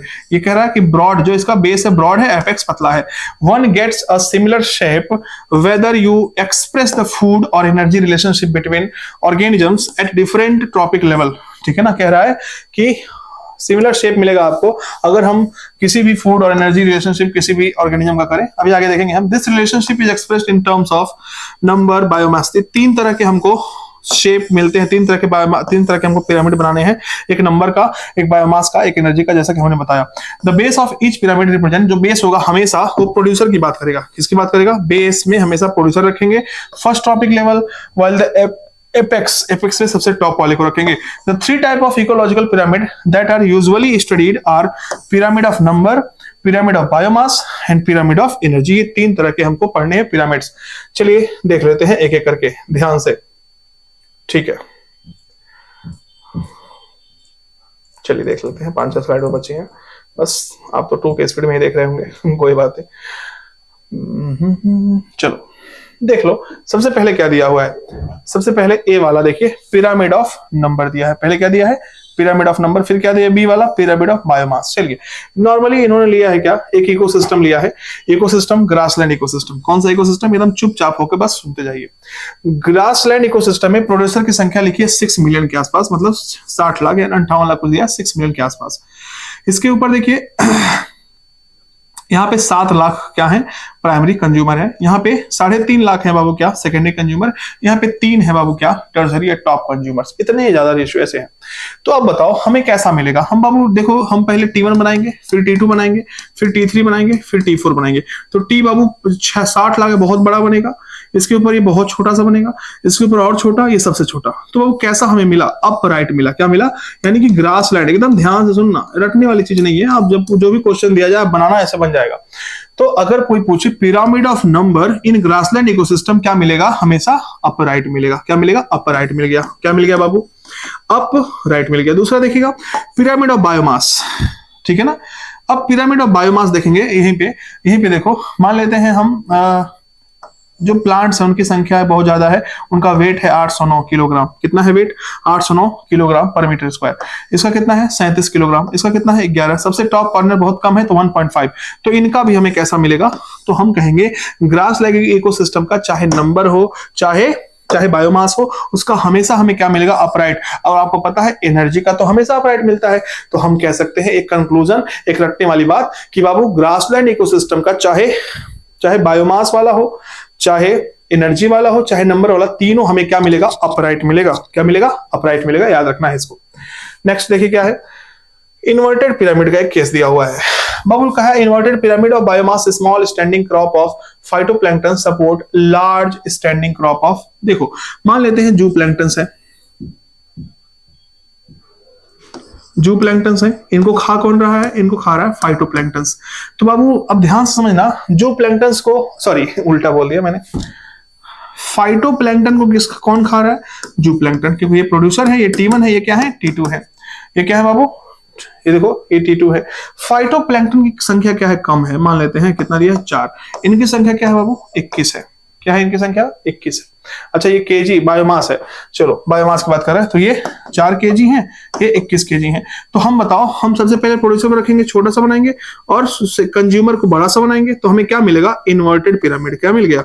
इन्वर्टेड पिरामिड मिल गया। देखो, तो हम कहेंगे इन्वर्टेड पिरामिड। तो याद रखना, ये केस बहुत इंपॉर्टेंट है। अभी एक और इन्वर्टेड के हम दिखाते हैं आपको बना करके। तो inverted pyramid of biomass, small standing crop of phytoplankton supports large standing crop of जूप्लैंक्टन। याद रखना है इसको। अब देखिए नेक्स्ट, एनर्जी है। एनर्जी का हमेशा क्या होगा? एनर्जी का हमेशा क्या होगा बाबू? अपराइट दिख रहा है ना आपको? ओके, इसमें एक बात लिखिए, observe that primary producer convert only 1% of the energy in the sunlight available to them into NPP. जैसे कि देखो, 10,000 का 1%, 10% कितना होता है? 1,000, इसका 10%, 100, इसका 10%, 10। ठीक है, तो इसका 1% कितना हुआ? यही अवेलेबल बायोमास वही कह रहा है कि जो अवेलेबल एनपीपी है वो कितना है? 1% है टोटल का।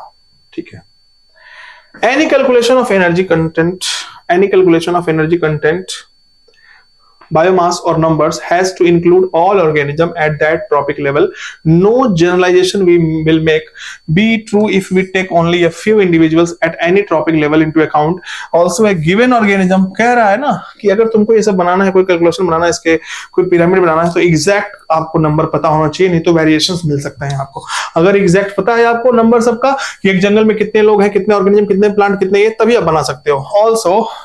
Also, a given organism may occupy more than one tropic level.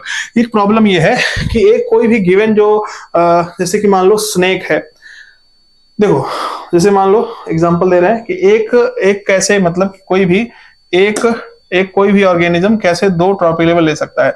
ध्यान से देखना, जैसे हम कह रहे हैं कि ग्रास है, क्या है? ग्रास। ग्रास को कौन खा रहा है बाबू? ग्रास को कौन खा रहा है? ग्रास को इंसेक्ट खा रहा है। ठीक है, इंसेक्ट को फ्रॉग खा रहा है। ठीक है, और फ्रॉग को कौन खा रहा है? स्नेक खा रहा है। ठीक, ध्यान समझना, स्नेक को जो भी खा रहा हो, मतलब बर्ड कोई बड़ी सी बर्ड, मतलब वल्चर खा रही है। तो यहाँ पे हम कहेंगे स्नेक का क्या है?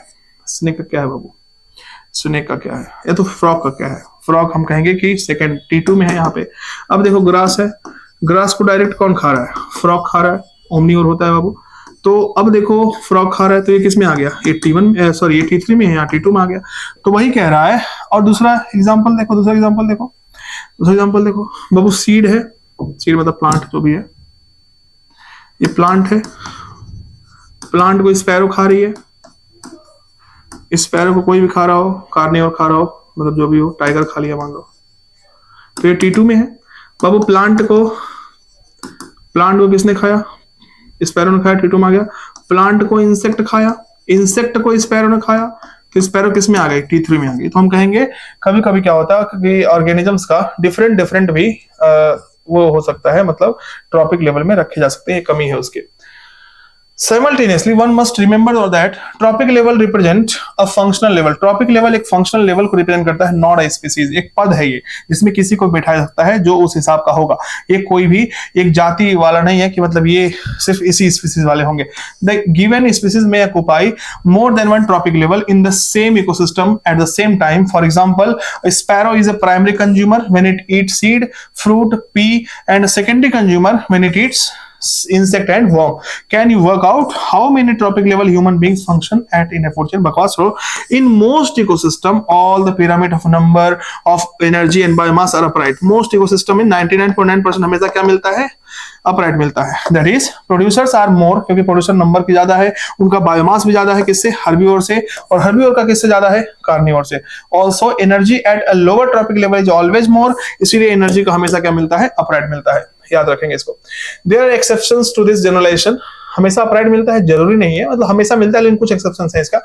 एग्जांपल दिया है, number of insects feeding on a big tree, what kind of pyramid would you get? Now चलो, पहले कह रहा है कि नंबर ऑफ इंसेक्ट्स, यानी कि ट्री कितना है? 1 है। ध्यान सुनना, पहले क्या लिखा है, ध्यान सुनिएगा।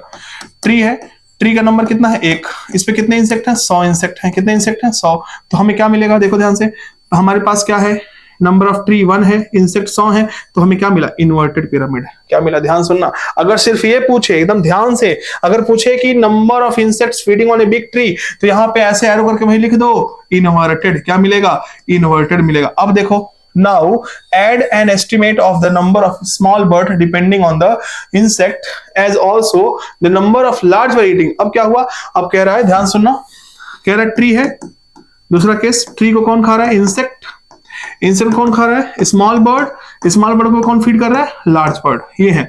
तो अब ट्री की संख्या एक ही रहेगी, इंसेक्ट की संख्या बहुत ज्यादा होगी, 100 मान लेते हैं, स्मॉल बर्ड कितने होंगे 50 होंगे, ये तो और कम होंगे 20 होंगे। अब देखो ना तो इंक्रीजिंग मिल रहा है ना तो डिक्रीजिंग मिल रहा है, समझना। तो अगर इसका पूछा है नंबर का, क्या पूछेगा पिरामिड ऑफ नंबर, तो बिग ट्री की संख्या 1 है, इंसेक्ट की संख्या 100 है, थोड़ा सा ज्यादा हो गया, स्मॉल बर्ड की संख्या 50 है, थोड़ा सा कम, उसकी संख्या बहुत कम 20, तो हम इसे बोलेंगे इररेगुलर शेप मिलेगा। क्या मिलेगा अगर नंबर का पूछे तो इररेगुलर शेप, या तो हम इसे बोलते हैं स्पिंडल शेप। क्या बोलते हैं देखो स्पिंडल शेप मिलेगा, स्पिंडल शेप ऐसे मिलेगा। अगर हम बात करें बायोमास की, तो बाबू ध्यान से देखना, बिग ट्री का सबसे ज्यादा, उससे कम किसका इंसेक्ट, उससे कम किसका स्मॉल बर्ड, सबसे कम किसका, क्योंकि संख्या भी बहुत कम है। तो ये क्या मिल जाएगा आपको अपराइट मिल जाएगा। ध्यान रखना पिरामिड ऑफ नंबर हमेशा क्या मिलेगा इसका spindle shape. The pyramid of biomass in sea is generally inverted because biomass of fishes far exceed that of phytoplanktons। ये क्या है देखो बाबू, फाइटोप्लैंक्टन्स है, बायोमास की बात हो रही है, फाइटोप्लैंक्टन्स मान लो 1000 हैं, इसको खाने वाले हैं जू प्लैंक्टन्स, ठीक है। चलो सीधा हम बात करते हैं फिश, खा कौन रहा है फिश खा रहे हैं, फिश की संख्या है मान लो इसमें 100, लेकिन बायोमास की बात कर रहा है, किसकी बात कर रहा है बायोमास, तो बायोमास इसका बहुत कम होगा, मान लेते हैं 10 किलो, इसका कितना होगा 20 किलो। तो बाबू बायोमास की अगर हम बात करें तो फर्स्ट पे किसको रखेंगे हम, फर्स्ट पे रखना है ट्रॉपिक लेवल फाइटोप्लैंक्टन्स, कितना है 10 किलो फाइटोप्लैंक्टन्स, और 20 किलो कौन हो गए 20 किलो कौन हो गए सेकेंडरी T2 फिश हो गए। तो कैसा मिला इन्वर्टेड। ध्यान से देखना, तो सी वाला पूछे तो भी कहेंगे इन्वर्टेड होगा, याद रखना इसमें। बायोमास कैसे एक्सप्लेन करेंगे, कर दिया। Pyramid of energy is always upright, कोई दिक्कत नहीं, कैन नेवर बी इन्वर्टेड, कभी हो ही नहीं सकता, क्योंकि एनर्जी हमेशा high level to low level flow करती है। Because when energy flow from a particular trophic level to the next trophic level, some energy is always lost as heat, हमेशा कुछ एनर्जी हीट के फॉर्म में loss होती है। Each बार in the energy pyramid indicate the amount of energy present at each trophic level in a given time or annually per unit area। ठीक है, कोई दिक्कत नहीं। लिमिटेशंस क्या है पिरामिड्स के लिमिटेशंस क्या है, पिरामिड्स के लिमिटेशंस क्या है ये देख लेते हैं last. There are certain limitations of ecological pyramid such as, पहला देखो लिमिटेशन क्या है, फर्स्ट लिमिटेशन क्या है, it does not take into account the same species belonging to 2 और मोर ट्रॉपिक लेवल। ठीक है, ये उन स्पीसीज को नहीं लेता है जो किसी एक से ज्यादा ट्रॉपिक लेवल में रखे जा सकते हैं। क्यों भाई, उन्होंने क्या बुरा कर दिया आपके साथ, कुछ उसका जुगाड़ करिए। तो पहली कमी हो गई। दूसरी कमी, it assumes a simple food chain, ये सिंपल फूड चेन को एज्यूम करके हम बना रहे हैं पिरामिड, जबकि हमको पता है something that almost never exist in nature, simple food chain nature में एग्जिस्ट नहीं करता। क्या करता है, फूड वेब एग्जिस्ट करता है। ठीक है, क्या एग्जिस्ट करता है, food web. Moreover saprophytes are not given, तीसरी कमी क्या, ये दूसरी कमी हो गई। अब आते हैं पिंक कलर से तीसरी कमी लिखते हैं, ठीक है ना। Moreover saprophyte are not given any place, जो सैप्रोफाइट है, जो डिकम्पोजर है, उनको कोई प्लेस नहीं दिया गया। तो ये 3 कमियां हैं। Pyramid even though they play, जबकि वो बहुत ही बड़ा रोल प्ले करते हैं डिकम्पोजिशन में। थैंक यू क्या कहता है कि बस हो गया, इतना झेलने के लिए हमको धन्यवाद आपका, लेकिन आपका भी तो फायदा है इसमें।